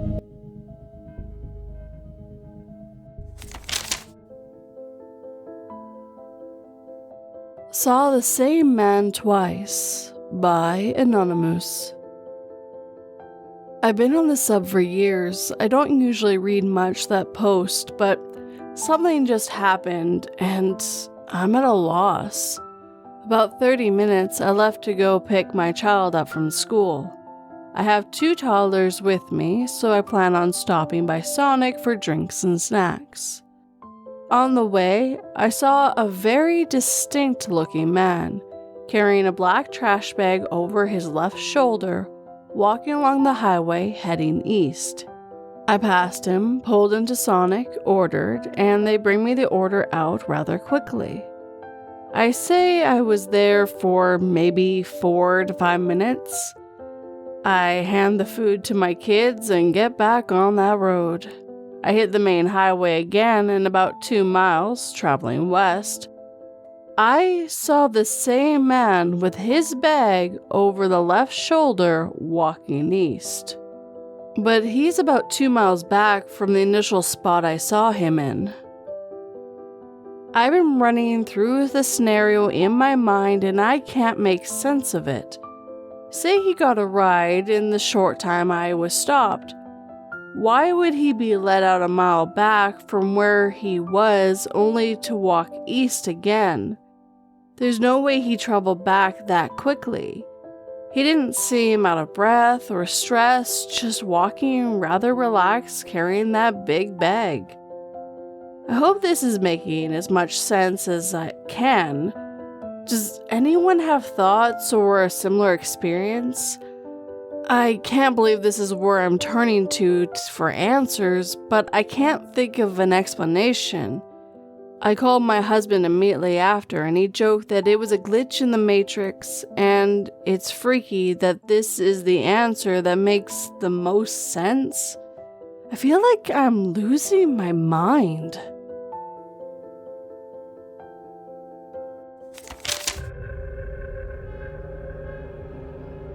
In the darkness of an abandoned basement sat a rotting corpse.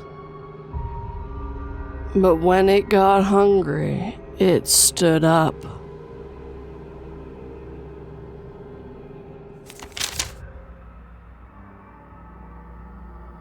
Sun in the Wrong Position by Amistation Worm 71. This happened a couple of years ago when I first moved to Summit County, Colorado for a job. I lived in Dillon and worked in Silverthorne. For those who don't know, they're right next to each other, pretty much separated by the I-70. Part of my team was going to Silverthorne Rec Center before work for an hour and a half of exercise to get my day going. And for a few months, it was pretty great. Then it got weird when I decided to go on in on an off day. See, it was 10 a.m. by the time I got there, but the sun was directly to my right, meaning to the north. I was parked facing towards Highway 9, which runs north/south, with Loveland Pass to the south and Kemmeling to the north. Check out Google Maps if you need to at this point. It was around March, meaning winter in the mountains was still in full swing, and the sun most definitely should not have been in the north, but in the south due to the seasonal tilt of the earth. I remember being incredibly confused by the state of affairs to the point that I ended up calling my dad to tell him about it. I double-checked the compass on my phone. I verified with Google Maps that I didn't get turned around in the mountains, which is an incredibly easy thing to do if you just moved up there. Sunrise and sunset can be a bit skewed due to the mountains blocking the sunlight. Eventually, I shook my head and got on with exercise. I had tried hallucinogens when I was in college, and the level of confusion that day reminded me of my college trip, although I was stone sober by this point. I didn't like the idea of going crazy, and by the time I walked out of the rec center a couple of hours later, the sun was in the south and in its right place. My only regret is not taking pictures, but damn, it was weird.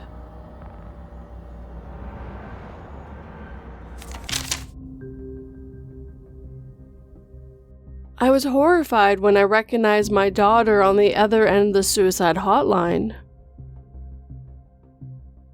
I rolled my eyes as she ranted, lying about my parenting style, deciding to punish her later for everything she said about me.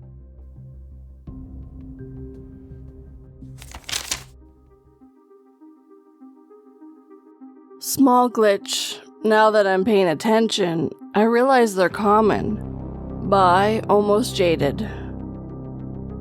I posted a couple weeks ago about my latest peril dimension experience. I've been reading here more and thinking a lot about all the times I've noticed something change or move or disappear, etc., and just wrote it off. But now, I'm paying attention.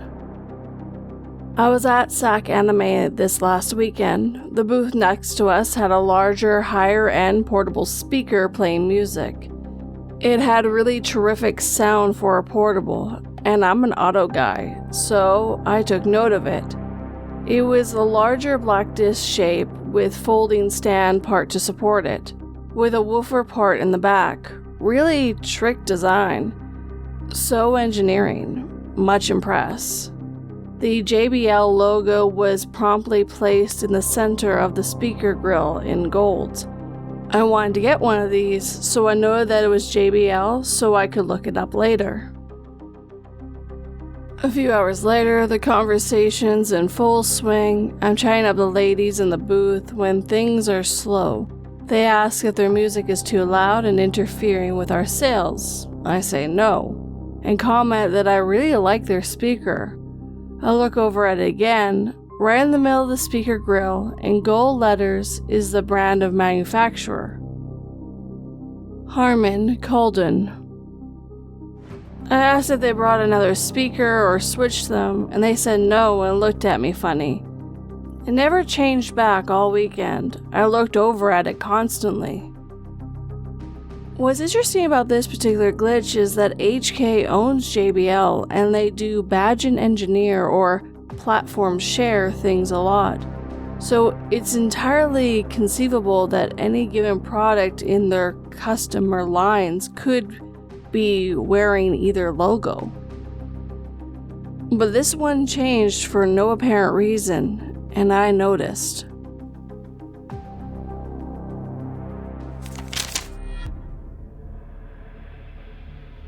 All the women in my family die at the age of 24.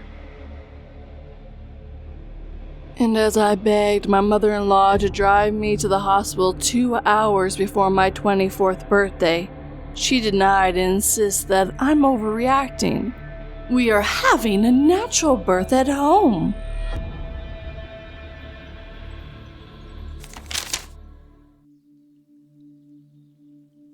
My dog appeared outside, and I have no idea how. By Ambitious Thread. So prior to the experience, I didn't even know what a true glitch in the Matrix was, but I'm now convinced that this is exactly what I experienced. The title is pretty much exactly what happened. My house has a front door and a back door. The back door leads onto a porch, and the porch door opens up to the backyard. My yard isn't fenced, so my dog goes outside via a tether attached to a tree. She's never out there without supervision. My house isn't a large house, and you can hear the various closet, pantry, bedroom, doors open and shut from pretty much anywhere in the house. My dog, Church, is a sweet and rambunctious Belgian Malinois/Hound mix. She isn't a bad dog. She's only 2.5 years old, and she is not a quiet girl. She is talkative and just generally noisy when she walks, always carrying a toy and squeaking it or tearing through the house or speaking her mind and demanding breakfast. I tell you this so you can have a better idea of why I'm 100% certain that the events of this morning transpired as follows. 2 nights ago, my boyfriend slept over. I have a roommate, but tonight she was sleeping at her boyfriend's place. So we had the house to ourselves. This is not out of the ordinary. My boyfriend and I stay at each other's houses often. Church sleeps in bed with me/us, and I sleep with my bedroom door shut.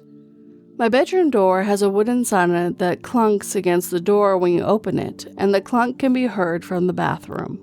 I woke up, as is my usual routine, at about 6:15 a.m. and got out of bed at 6:30. My boyfriend loves Church and is typically the one who puts her out/brings her in the mornings. So they usually cuddle in bed while I make the coffee/tea and pack our lunches. I left my room, shut the door behind me. I went into the bathroom, which is just a few steps away, and shut the bathroom door as well. I was brushing my teeth when I heard the familiar clunk of my sign on my bedroom door open, and I heard the door shut. I then heard my boyfriend walking down the hallway into the living room. I did not hear the dog walking, and I did not hear the back door open. A few minutes later, as I was doing my hair, I heard my boyfriend go in and out of my bedroom again. Still, no puppy footsteps, no back door opening, just my boyfriend carrying out his typical morning routine. Now would be a good time to note that I have hardwood floors. I would have heard her feet on the floor and her collar jangling. It is not possible for her to sneak past me. I left the bathroom at around 6:40 a.m. and found my boyfriend putting his shoes on at the front door. He let me know that he needed to leave because he had forgotten something at home and needed to grab it from his house before leaving for his job. We said goodbye, and he headed out. I headed into the kitchen to pack my lunch. At around 6:50 a.m., I heard whining. I stopped and said to myself, "Shit, I need to let the dog out." I walked to my room. As I was walking, I was even talking to myself, "I'm so sorry, lady. Your dad usually lets you out in the morning." I opened the door and found nothing. My room was totally empty. My boyfriend had fixed his side of the bed up as normal, but church was nowhere to be found. Confused, I looked outside, unlocked the top and the bottom lock of the back door, went out into the porch, and there she was, tethered, unsupervised, and whining to be let in for breakfast. I was absolutely shocked. It's not like my boyfriend at all to leave her outside, ever, especially without telling me or letting her in before he leaves. He just wouldn't do that. And again, there was no way that church could have made it through the bedroom door, past the door, through the kitchen, and out the back door without me hearing it. It's especially impossible for them both to make it past me. But I started to doubt myself, and as my boyfriend has never lied to me before, I decided to ask him. I just wanted to understand what happened. So, imagine my surprise when I confronted him about leaving the dog outside, and he was generally confused as to what I was talking about. Me: "I don't understand why you didn't tell me church was outside." Boyfriend: "What do you mean? She was in your room on the bed when I left. I've double checked before I went to put my shoes on that she was all good." Me: "But she was outside this morning." Boyfriend: "I have absolutely no idea how that happened because she was in your room when I left. I would never put her outside and leave her out there without telling you." And I'm sure I've stressed this enough, but there's just isn't a way that my dog could have made it past me. I would have heard her. At the very least, I would have heard the back door open and shut, and the back door was locked, just like it was the night before. My boyfriend never locks the door behind him when he plans on going back outside in just a few minutes to let her in. He knows how important my dog is to me, and that this is not something he would do as a prank or a joke. He knows I hate them and has never tried to do anything remotely pranky before. I'm truly at a loss. My dog seems normal. Everything else about my house seems normal. She just appeared outside. I really hope this never happens again.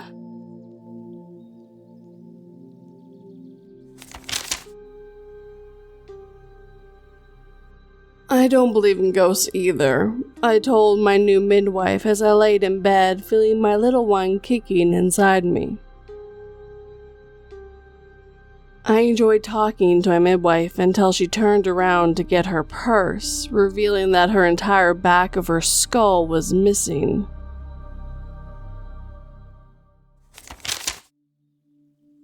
Pennsylvania woods have a problem. By Anonymous. It was 2009-ish. I was living on the road for 2 years, hitchhiking and riding trains. I was a dumb 18 to 19-year-old. I had been all over the country, West Coast multiple times, Southwest, and decided to see the East Coast. Went to Florida and went to a small festival there. It's called the Rainbow Gathering. They're kind of like a big meetup for traveling kids, old hippies, tramps, those kinds of people. They're always in state parks or national parks. Rangers will patrol it and police sometimes show up, but for some reason, it's allowed. Not sure how, but these have been going on since the 70s, I think. Some people who show up are hardcore train hopper, gutter punk types, and some of the super chill Christians who will wash your feet. It's a very unusual festival. There are small regional gatherings and a big national gathering where thousands of people show up. Kind of the poor man's Burning Man. Huge fire pit gets dug out, elaborate lanterns, hundreds of drum circles, free food is constantly made from kitchens where are just camps devoted to making food for all of us bums. Well, I met some friends at a smaller regional one in Florida. We parted ways, never thinking I was going to see them again. One was named Anna, and we sort of hit it off.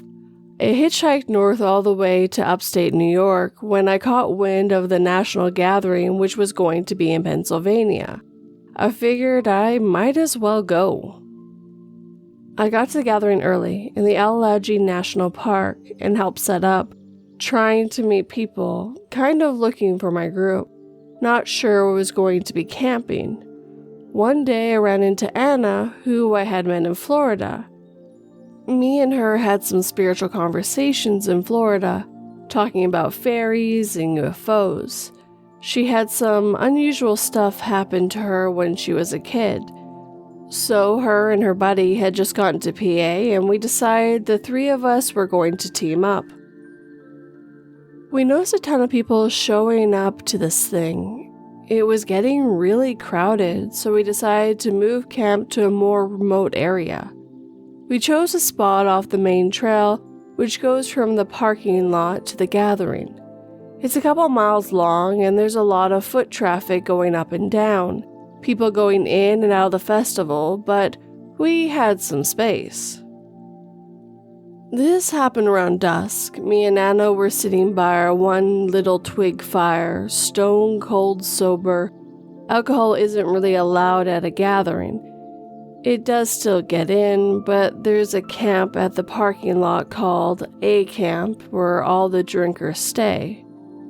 There's of course other drugs at these festivals, and me and Anna and her friend just weren't into that whole drum circle scene. We had just gotten done having a deep talk about spirituality when we started to feel hungry and stood up to start heading down to the main circle, which is where someone can get one big meal a day. We're standing up and Anna says, "Hey, do you hear that?" And I said, "No." And I just keep pointing out the fire with my foot, and she was like, "Oh no, hey, shh, listen." So I stopped and I could hear the sound of someone walking through the forest. The thing that was weird about it was that it was coming from a direction where there was no festival. So the festival was down below us about a half mile if we were looking down the trail, and this sounded like it was coming from our left where it's just hundreds of miles of Pennsylvania woods. The parking lot is way up the trail a few miles behind us. It was odd because it sounded like a person speed walking towards us. I didn't think deer because they wouldn't be coming up to a fire pit. I generally thought it was just some lost hippie.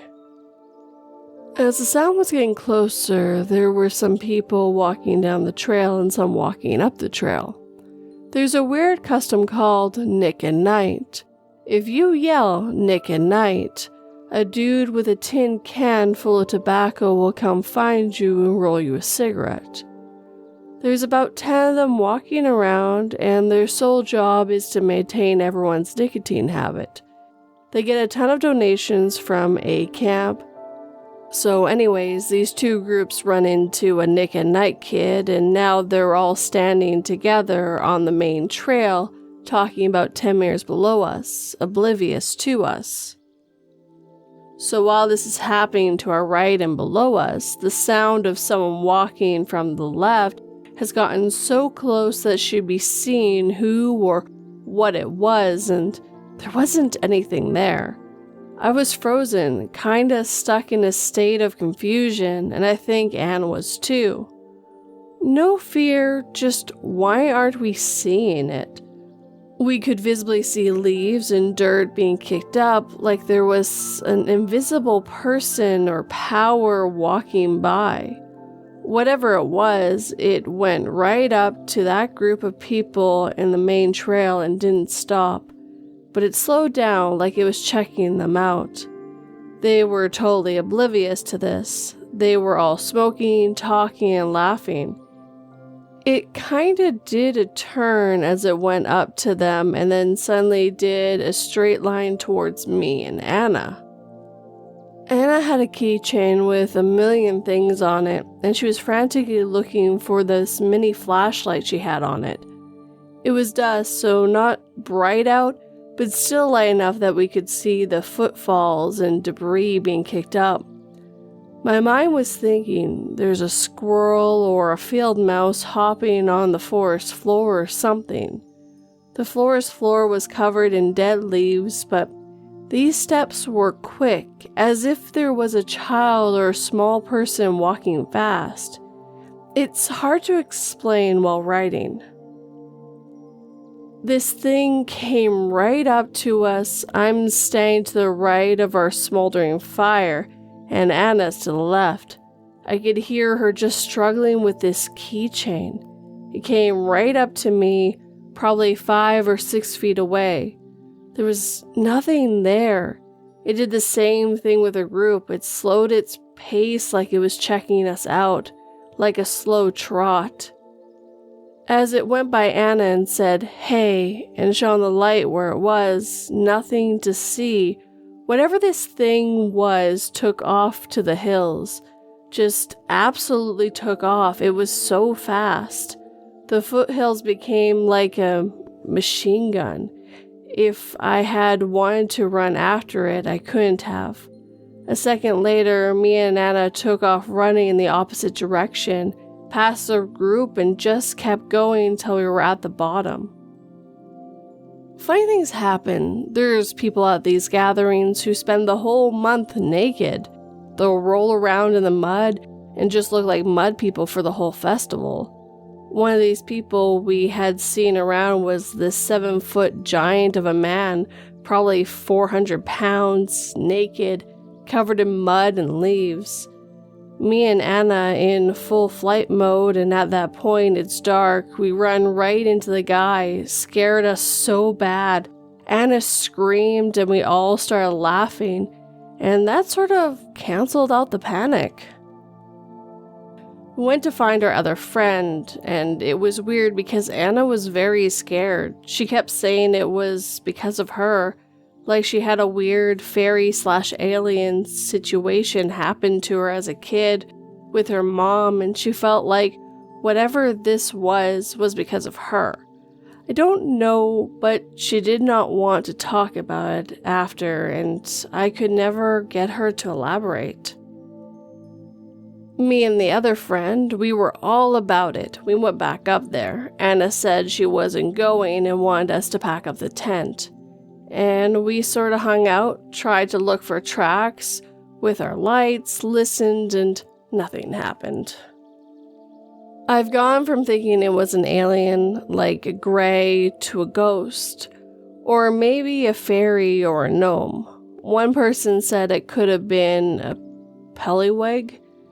They're little Native American gnome things that are tricksters and can turn invisible. They're supposed to be in that area, so I don't know.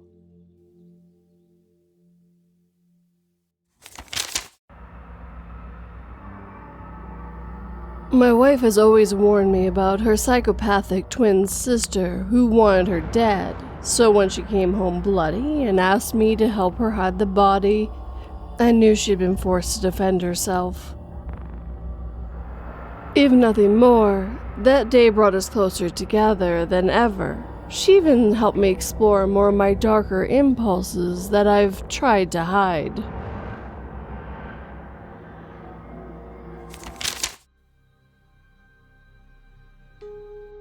My grandpa visited me in my dreams.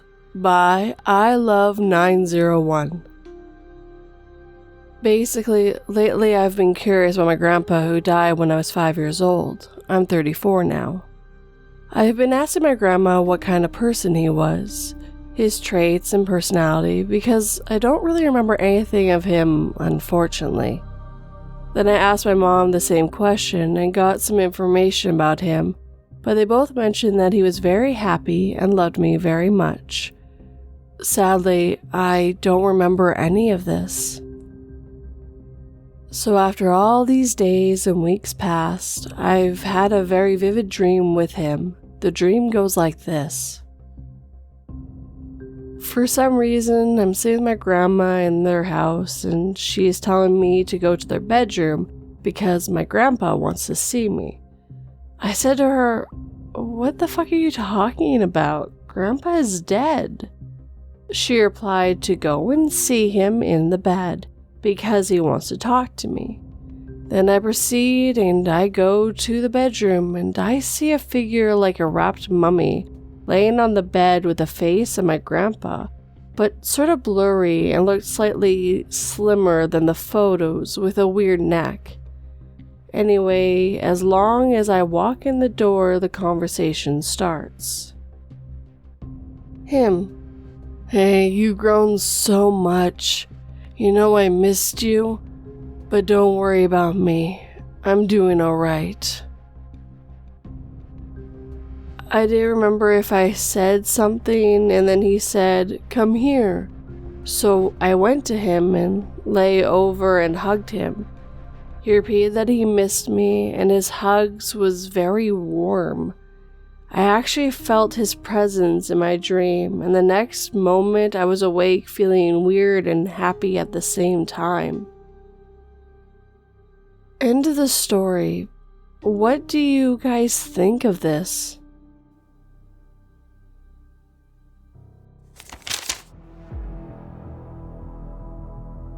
I watched my little brother die, but since he's still walking around like normal, no one seems to believe me. I can only hope that that thing wearing his skin doesn't realize that I know.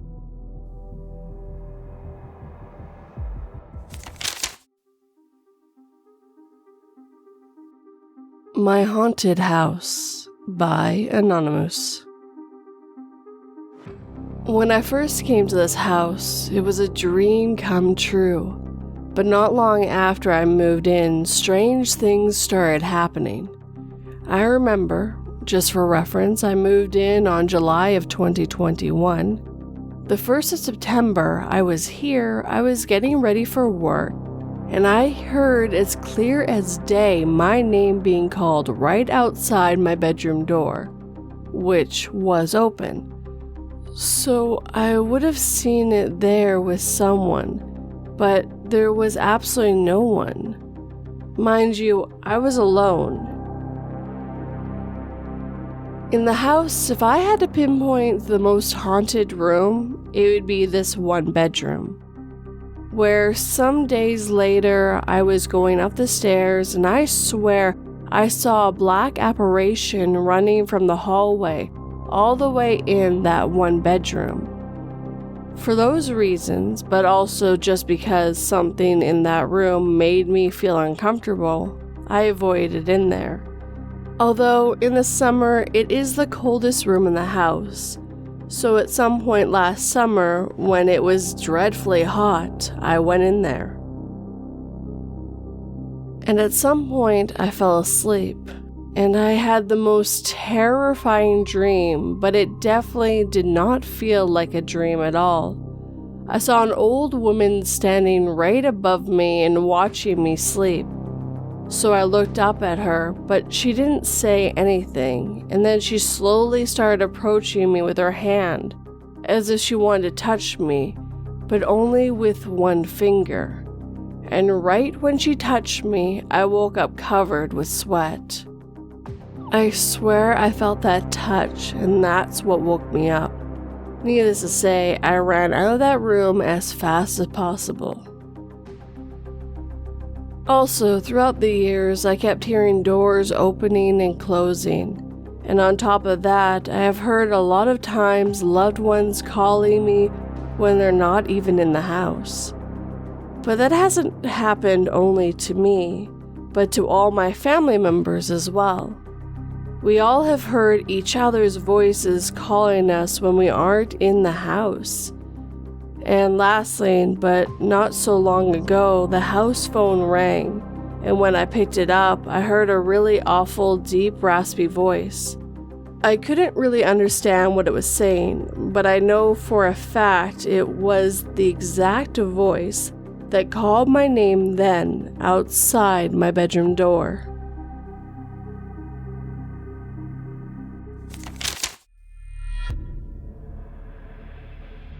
As microplastics destroy the reproductive organs of the majority of the population, fertile women became the world's rarest and most valuable resource. When my little sister began to menstruate, my parents saw a way to save the family business and sold the rights to her body due the day she turned 18.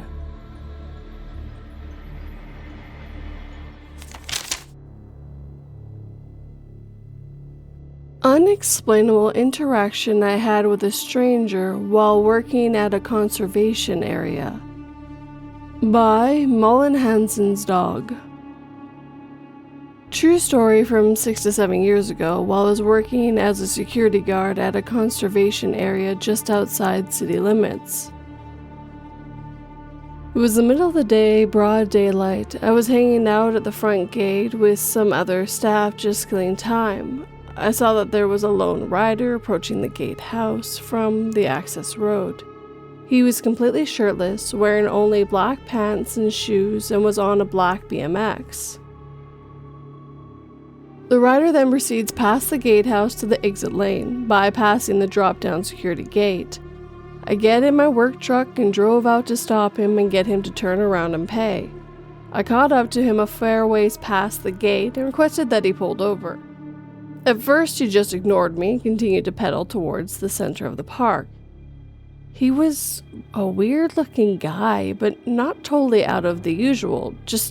I remember he was very clean. No tattoos, no scars, no visible dirtiness, and not even any noticeable body hair.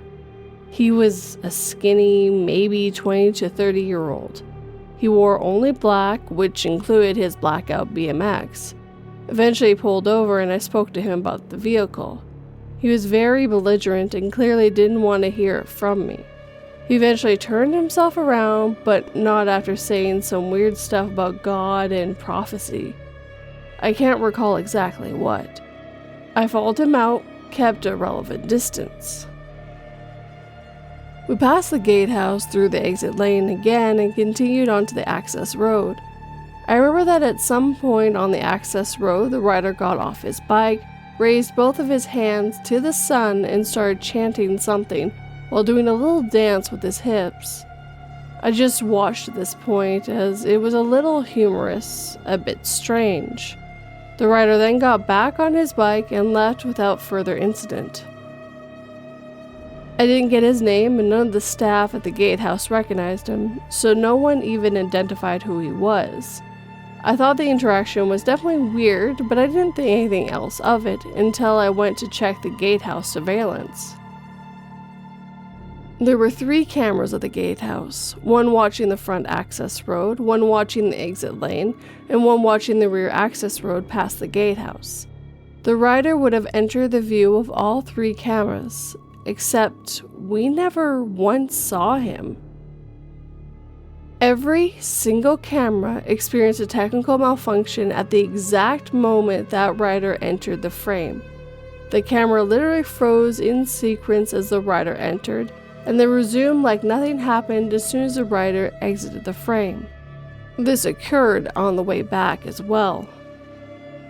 This was the first time I'd seen the gatehouse cameras do something like that, and we've had vehicles constantly exiting past the gatehouse at a faster rate of speed than he was going, so I doubt the speed was a contributing factor to the tech issues. I truly have no idea what happened, but we were never able to get a photo of the guy and no one ever saw him again.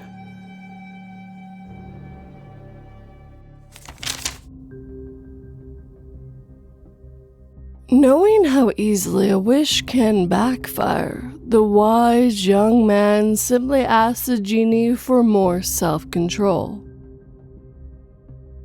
After 30 straight hours of manual breathing, the wise young man hanged himself.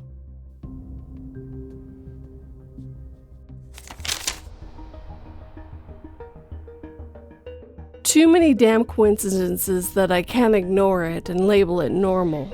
By Embarrassed Lime 833. So 9% of my issue is mentioned in the title. We decided to stop our talking stage of 3 months since he moved to our country. We haven't spoken for 5 months now, but ever since I started talking to him, I've been seeing and hearing his name everywhere. It makes me feel good too, but I don't know if I should be feeling good about it and having expectations. It's also a psychological phenomenon according to Google apparently. But this is shocking. It's too much at this point. I entered a bookstore and see this book titled Waiting for Enter His Name, which I admit the truth, I am waiting for him to return and ask me out to be his girlfriend. But why would I see this on that book?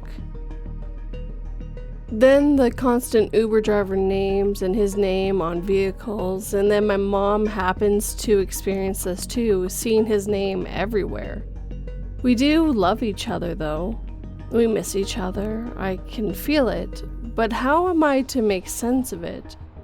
The book is especially shocking. Our names are also matched perfectly, the people and meaning behind it. Why am I keep seeing signs if I think I want to forget about him and move on? He's also the same zodiac sign as my late grandfather, and the majority of a part of his last name is my late grandfather's as well. Like all these things could be just things, but something tells me it's not. Is it all orchestrated by the universe and the ancestors? That's how I feel anyway. I like to get answers and your opinions. Thank you and sending love.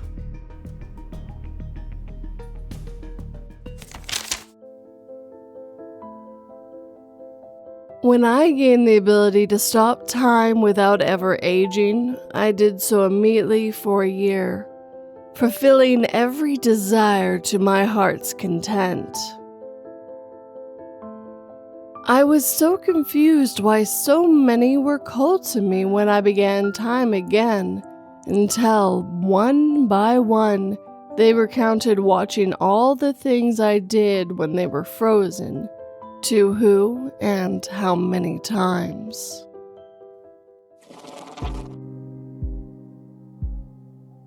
And with that, our time together is coming to an end. As always, if you have a story you'd like me to narrate, whether true or fictional, you can send it to me 3 different ways, either through my subreddit, my emails, or my website. All the links are down below for easy access. I'd like to thank all the writers who let me read those stories all those many moons ago. I noticed as I was putting this together that most of this was Glitch in the Matrix, and I seem to have been only doing Glitch in the Matrix true stories for a while there too.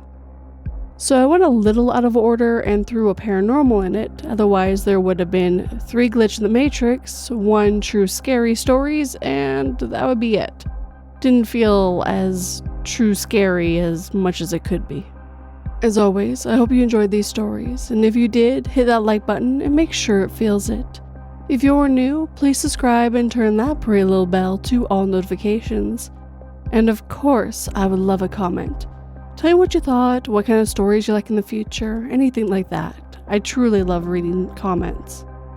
If you're on the podcast and are able to, please leave me a review. If you're also able to, please leave me a comment there as well. If you'd like to help this channel and podcast grow, please share it with anyone who might enjoy it. You'd be surprised how that really helps. If you're willing to help in a more financial way, like these lovely people on screen right now, I do have Patreon and memberships, where for $1 a month you get early access and a few other bonuses. If you'd like to do a one-time thing instead, I do have PayPal, Buy Me Coffee, and Super Thanks. As always, none of this is ever expected, just always appreciated. I truly enjoy narrating these stories for you guys, and I hope you enjoy them as well. Sleep tight and don't let 42 bite.